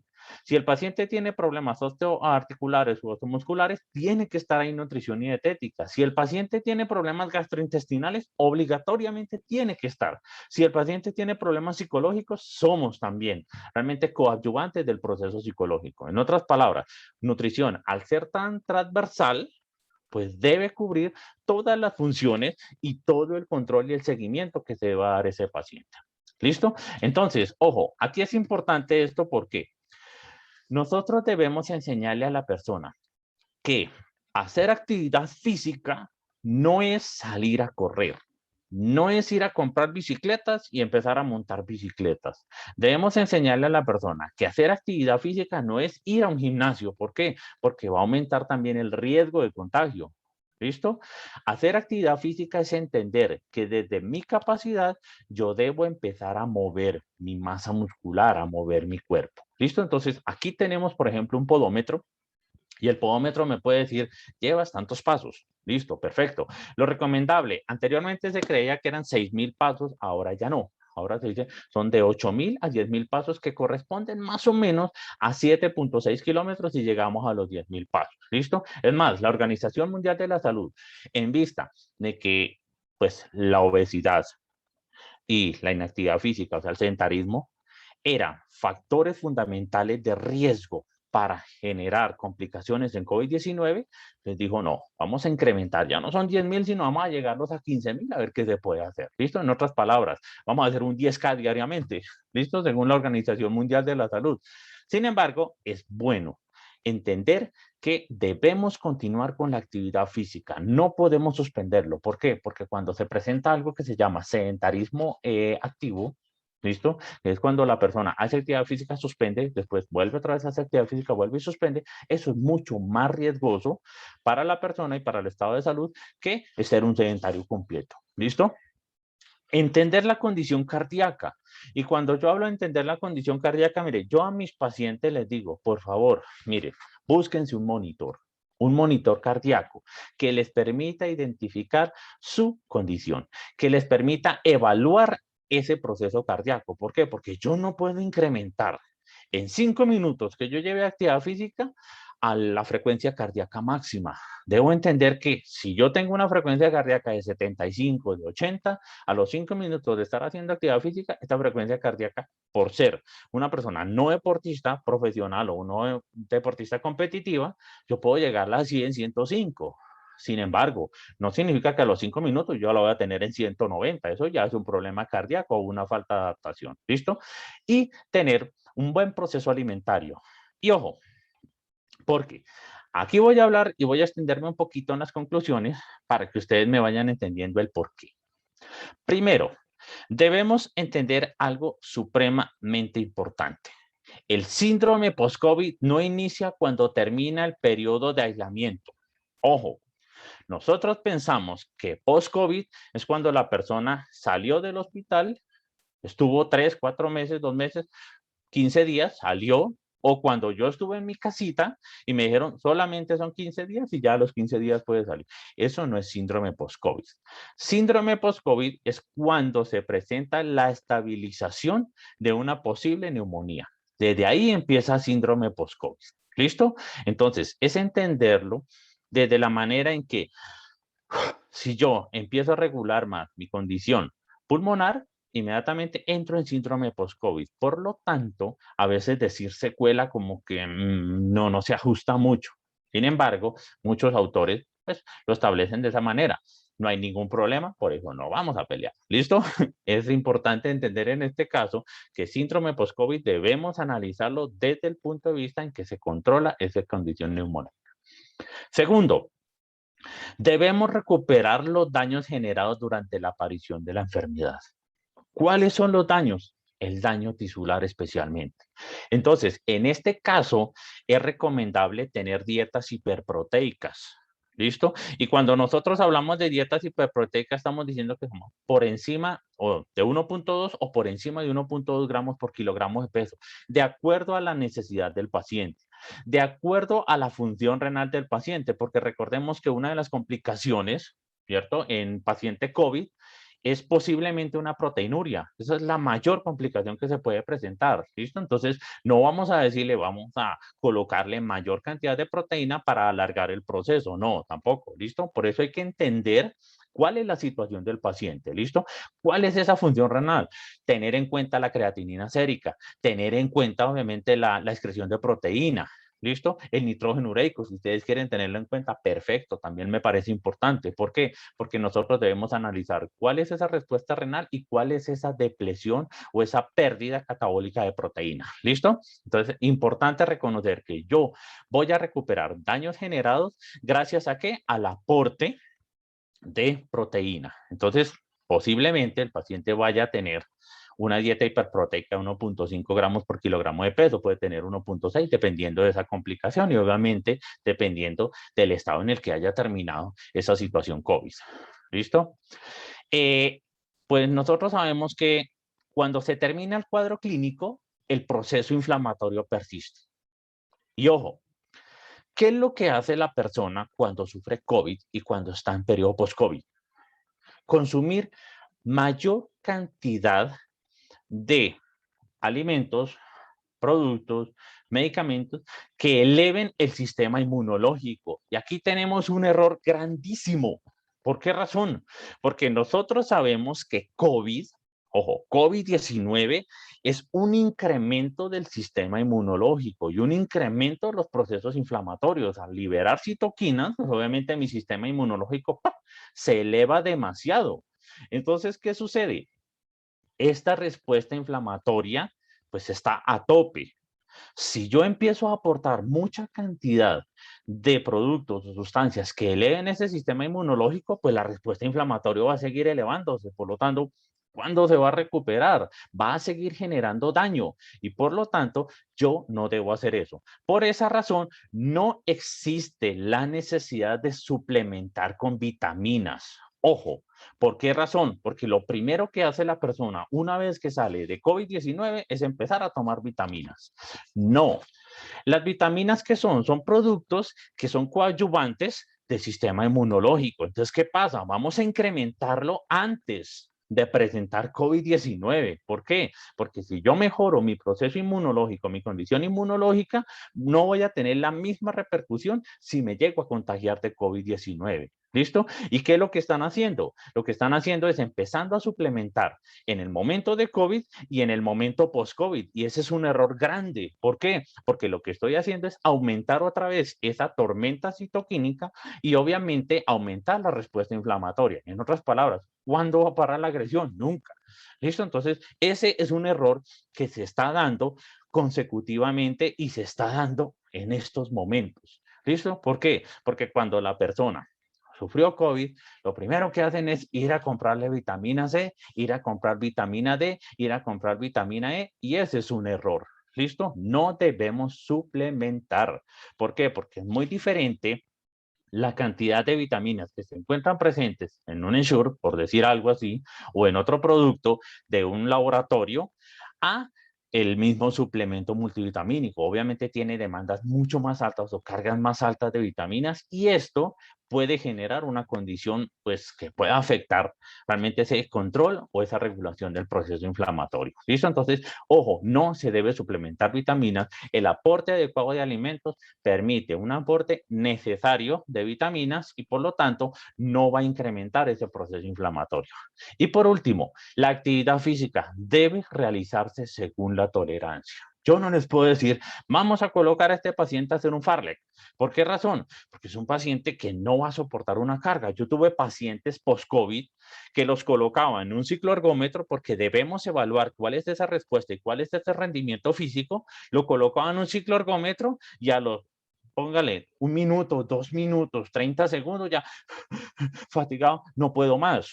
¿Listo? Entonces yo no puedo llegar a decirle, no, te tiene que terminar media hora en ese cicloergómetro. ¿Por qué? Porque es que estoy afectando más su condición respiratoria, estoy afectando más su condición cardíaca. Entonces hay que tener en cuenta que la actividad física se debe incrementar progresivamente. No es de una vez, ya vamos a correr 3 millas, 5 millas, 4 millas, no. Vamos a empezarlo a incrementar progresivamente de acuerdo a la tolerancia del paciente. ¿Y cómo evaluamos nosotros la tolerancia del paciente? Identificando primero cuál es la frecuencia cardíaca máxima. ¿Cómo lo identificamos? Una fórmula muy sencilla, 220 menos la edad en años. Listo, eso es frecuencia cardíaca máxima. ¿Y cómo debemos analizar? De acuerdo a la complicación del paciente, yo debo trabajar sobre el 70% de la frecuencia cardíaca máxima, sobre el 60 o sobre el 50, dependiendo de la respuesta. ¿Listo? Entonces, yo tengo, por ejemplo, una frecuencia cardíaca máxima de 180 latidos por minuto, saco el 70% y hasta ese punto yo debo hacer que el paciente llegue, pues obviamente, a trabajar. ¿Listo? En otras palabras, esa tolerancia yo debo analizarla de acuerdo a la respuesta ventilatoria y obviamente a la respuesta pulmonar. Eso siempre es un proceso que puede acompañar de una manera más adecuada el desarrollo y pues obviamente puede acompañar aún mejor el tratamiento que yo voy a utilizar.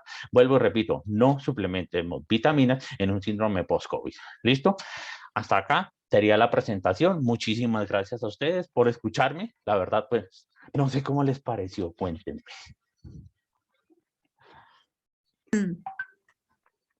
Muchísimas gracias, Magister Nelson. Una magnífica exposición. Y bueno, tenemos la consulta de una de las participantes, Diana Aroca, que ha levantado la manito. No sé si le pueden dar la opción de audio para que pueda indicarnos su pregunta.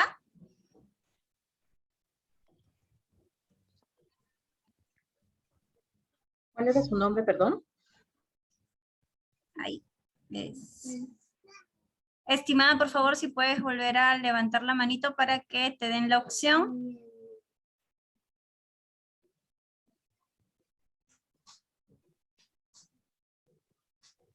Bueno, hasta que le puedan dar la opción y de repente la estudiante se pueda animar a generar la pregunta, pues es muy cierto todo lo que usted venía comentando en referencia a lo que es las secuelas que se realizan o que se dan, ¿no?, en pacientes post-COVID, ¿no?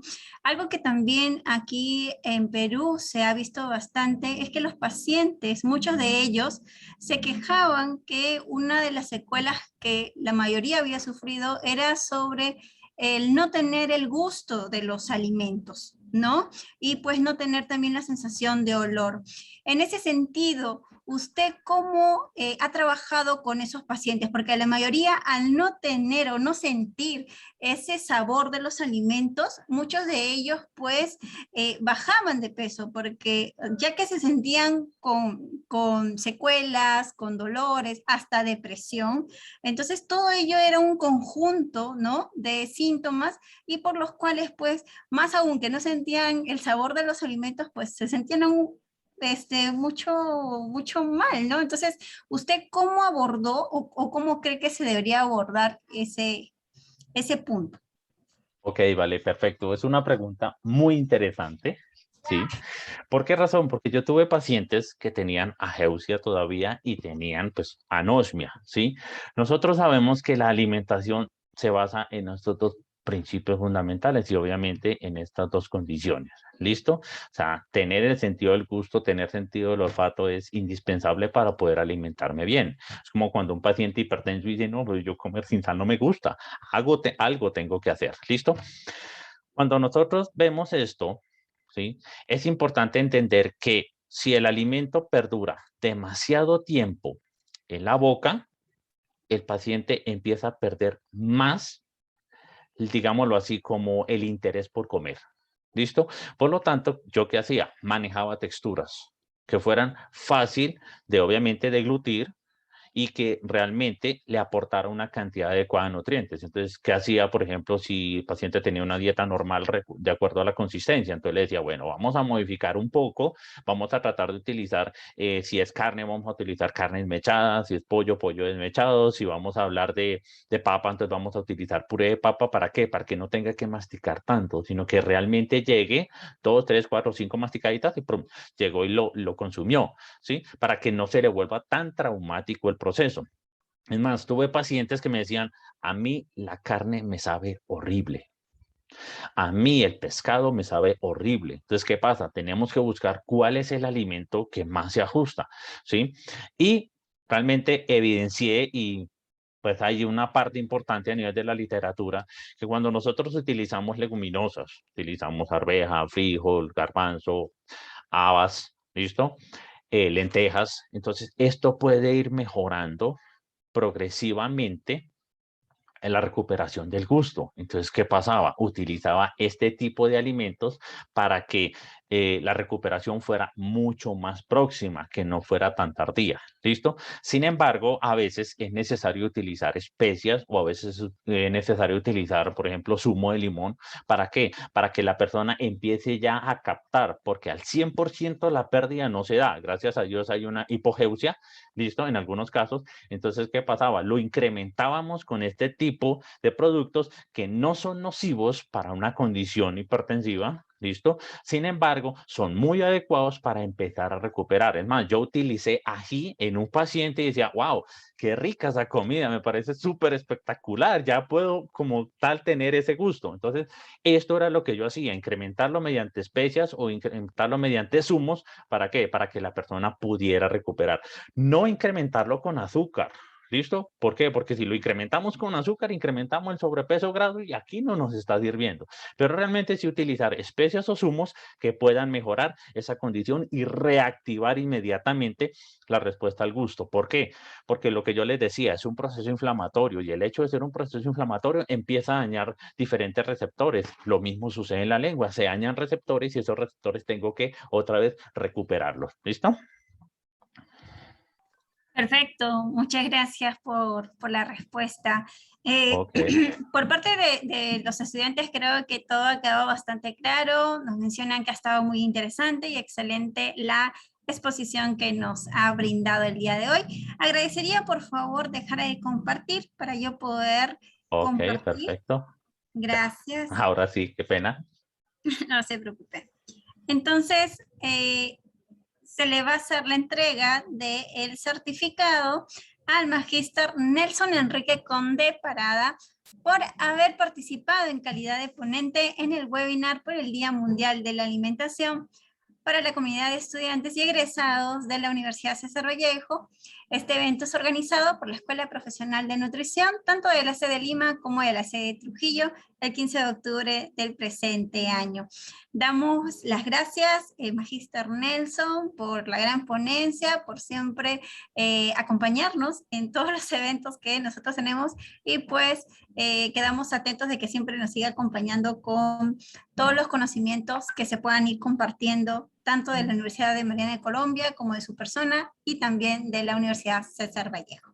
Ok, muchísimas gracias a ustedes por la invitación y la verdad siempre es un gusto participar en los eventos. Me encanta hablar de nutrición, me encanta hablar de todo esto que realmente pues podemos trabajarlo de esta manera educativa. Entonces, muchísimas gracias a ustedes por la invitación y pues nada, realmente seguir trabajando por la salud. Un momentito, Magíster, aquí hay un alumno que quiere consultar algo.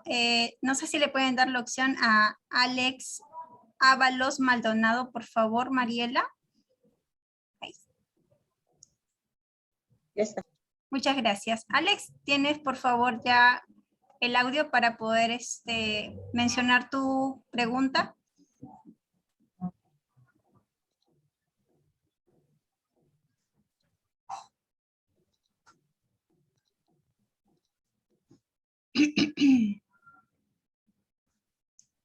Alex.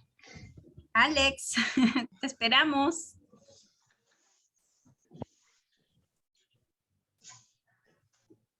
Mariela, si le puedes dar también la opción a Jocelyn, por favor, que tiene la manito levantada.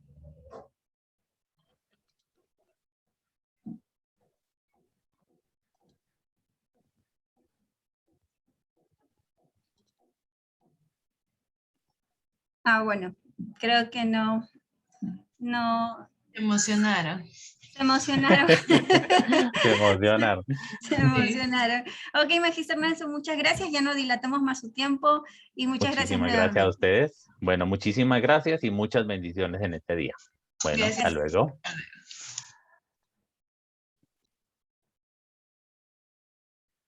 Listo. Entonces, ya hemos tenido ambas ponencias, tanto de nuestra ponente de Perú como nuestro invitado internacional de la Universidad Mariana de Colombia.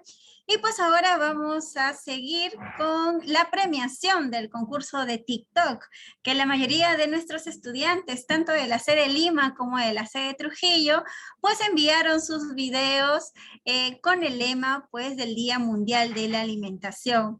Nosotros hemos estado bastante contentos por la acogida que ha tenido este concurso y asimismo por los videos que nos han enviado, la creatividad, originalidad que han tenido, ¿no? Para que se realice lo que es la promoción por el Día Mundial de la Alimentación. Entonces vamos a realizar la premiación y para ello vamos a empezar con la premiación de la sede de Lima, ¿ok? Para ello vamos a invitar a la magíster Fiorella Cubas para que realice la entrega de la constancia y luego vamos a pasar con la sede de Trujillo y la magíster Stephanie Negría va a entregar la constancia a los ganadores, ¿ok? Entonces vamos a empezar con la sede de Lima. Voy a compartir la constancia de los ganadores de la sede Lima. Tenemos el primer puesto.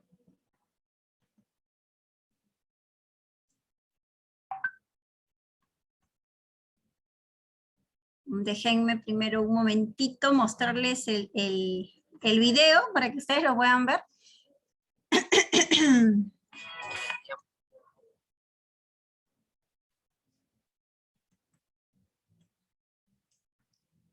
Un momentito. Aliméntate.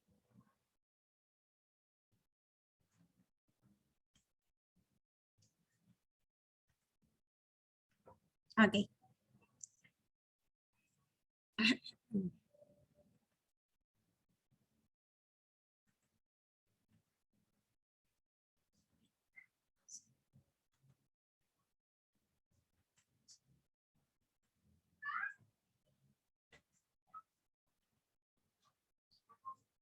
Disculpen un momento, tengo un problemita con el video.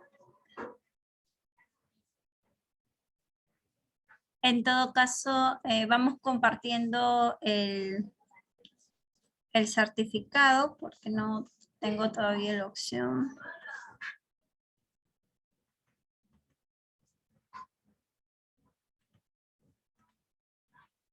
No me sale. Miss Jackie, de repente usted me puede ayudar si es que tiene la opción de poder compartir el video porque no me sale. A ver, me hizo unos minutitos. Gracias.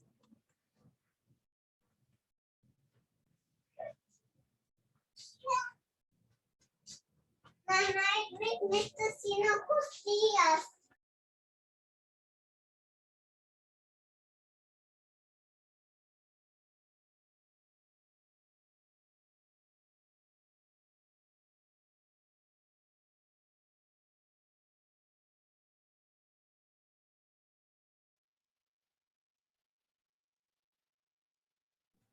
Ya está, aquí presentamos a la ganadora de la sede Lima, la estudiante Isabel Pimentel Lozano.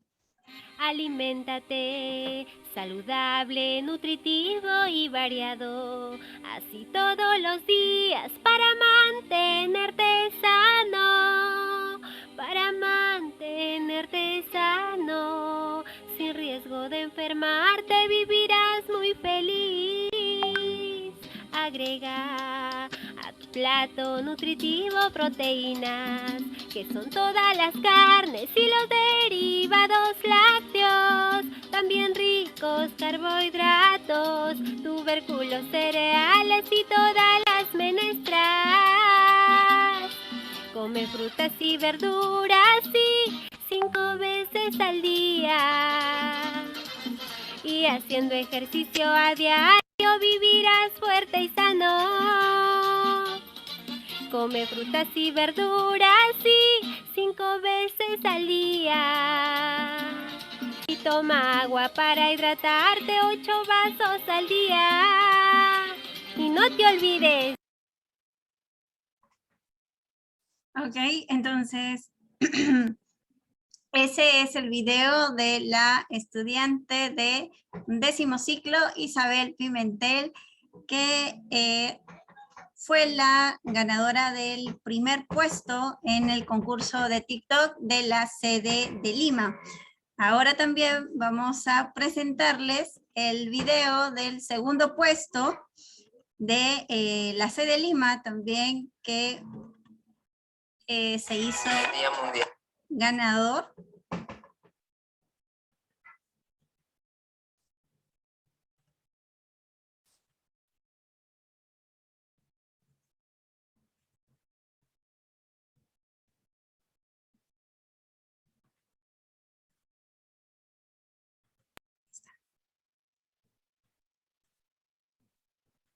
En el Día Mundial de la Alimentación, investiga.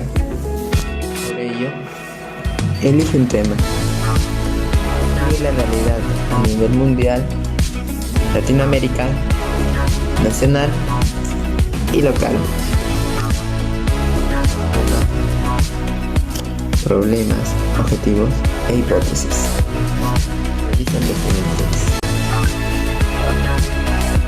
Busca bases teóricas, recolecta datos, analiza tus resultados y sustenta tus conclusiones.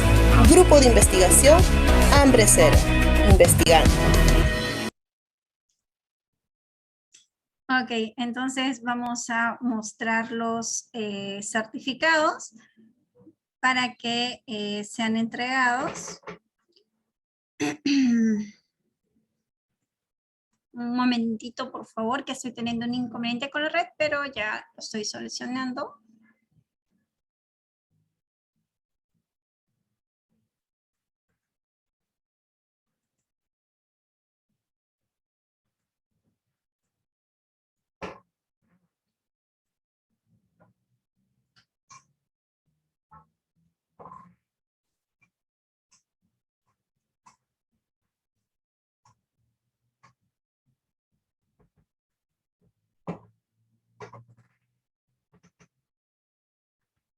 Ya, ahora sí. Disculpen, estimados. Ustedes saben que cuando existen estos inconvenientes, ya está. Listo. Entonces, vamos a hacer la entrega de la constancia, Miss Fiorella. Sí, Miss Angélica. Bueno, agradecerles a todos los ciclos, tanto de la sede de Trujillo como la filial Lima Este, por esta gran iniciativa y participación. Generalmente nosotros queremos motivar la alimentación saludable y sobre todo en este Día Mundial de la Alimentación, ya que ustedes son los futuros profesionales en nutrición y en la cual han hecho muy dinámico, muy motivador ¿no? Muy creativo, he visto generalmente los TikToks. Así que felicitar en esta oportunidad, ¿no? A Isabel Pimentel Lozano, que ocupa el primer puesto en el concurso de TikTok nutricional por el Día Mundial de la Alimentación, organizado por la Escuela Profesional de Nutrición de Lima Este, el 15 de octubre del 2021. Así que muchas gracias por su participación y felicitaciones.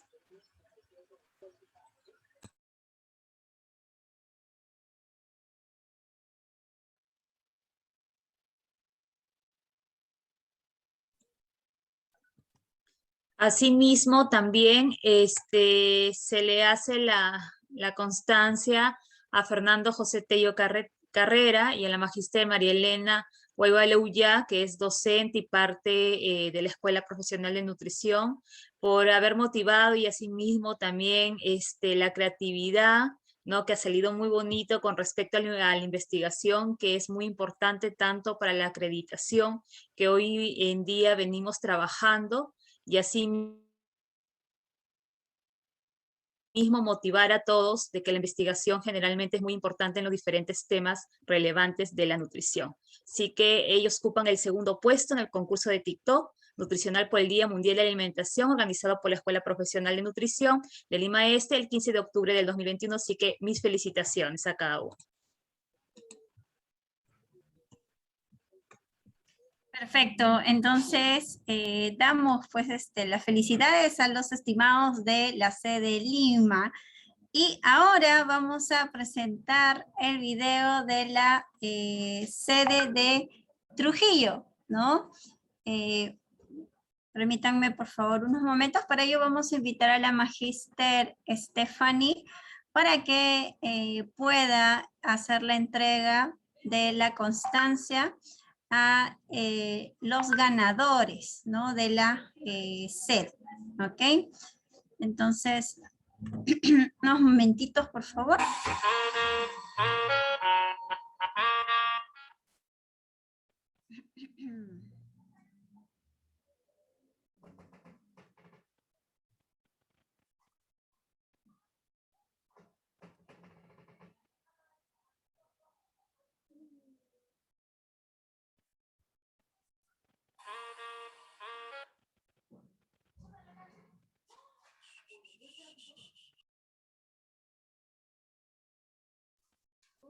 Ok, vamos a presentar el primer puesto de la sede Trujillo.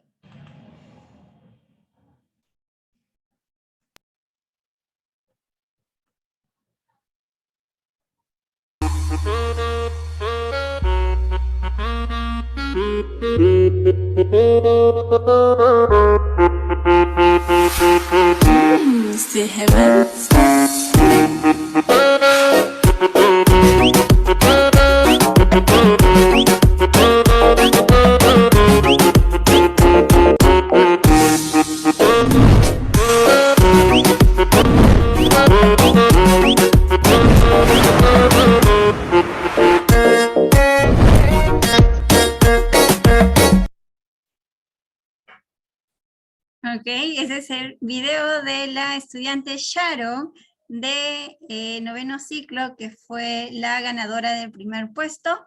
Y ahora vamos a presentar el video del segundo puesto.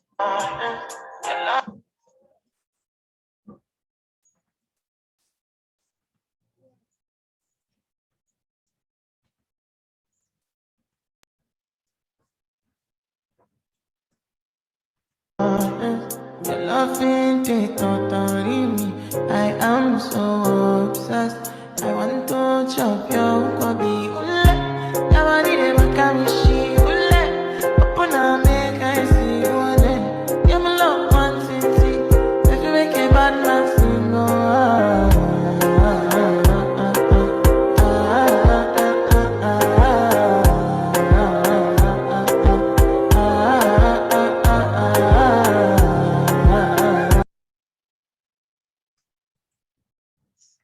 Ok, ellos fueron los ganadores y vamos a hacer la entrega de su certificado.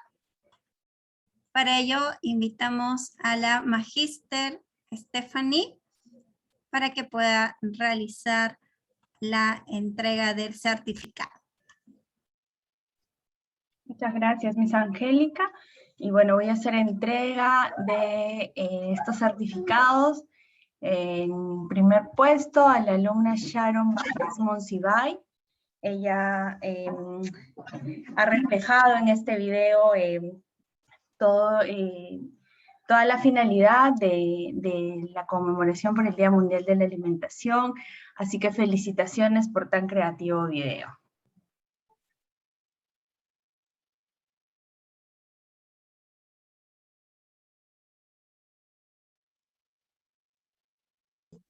Y ahora hago entrega de la constancia al segundo puesto a Jenny Villanueva Pinedo por ese video tan bonito. Felicitar a las dos estudiantes, han reflejado mucha creatividad, mucho compromiso con la escuela, mucha identificación con este día tan importante que nos caracteriza a todos los nutricionistas. Y aprovecho este momento para invitar a todos los estudiantes a que siempre participen de todas las actividades que hacemos como escuela. Nosotros como escuela, todas las actividades que se hacen son para ustedes y esperamos que cubran las expectativas que ustedes tienen y poco a poco ustedes se vayan identificando mucho más con nuestra profesión. Gracias y felicitaciones a las dos chicas. Perfecto, Miss. Gracias, Magíster Fiorella, Magíster Stephanie. Nosotros, pues, y la mayoría de los docentes también han estado bastante animados, ¿no?, en la participación de los videos de TikTok. Asimismo, han dado el apoyo a los estudiantes, ¿no? Y pues se le agradece a todos los estudiantes que han participado, ¿no? Es un momento como de una pausa activa que se han dado, ¿no?, para la organización de este video en esta red social que ahora es bastante usada, ¿no? Y qué bueno que se use, pues, a través de la alimentación.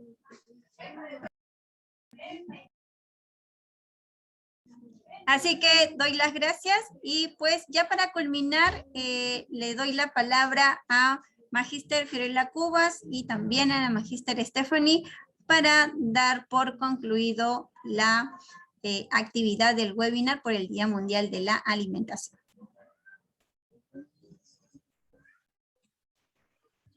Gracias, licenciada Angélica. Más bien agradecerles a todos los estudiantes y docentes por la participación del día de hoy. Ha sido un día muy motivador, muy creativo y sobre todo también con temas relevantes que hemos tenido ponentes tanto nacionales e internacionales. Sí que agradecerles a todos y esperemos encontrarnos en otra oportunidad. Así que muchas gracias.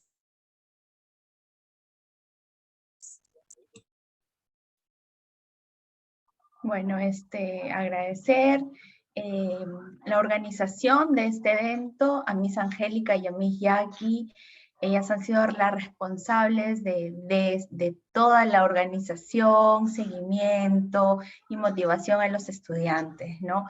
Ellas son nutricionistas muy identificadas con la carrera y eso es lo que buscamos nosotros en los nutricionistas egresados de la Universidad César Vallejo. Así que muchas gracias a todos por el compromiso y no olvidemos cuál es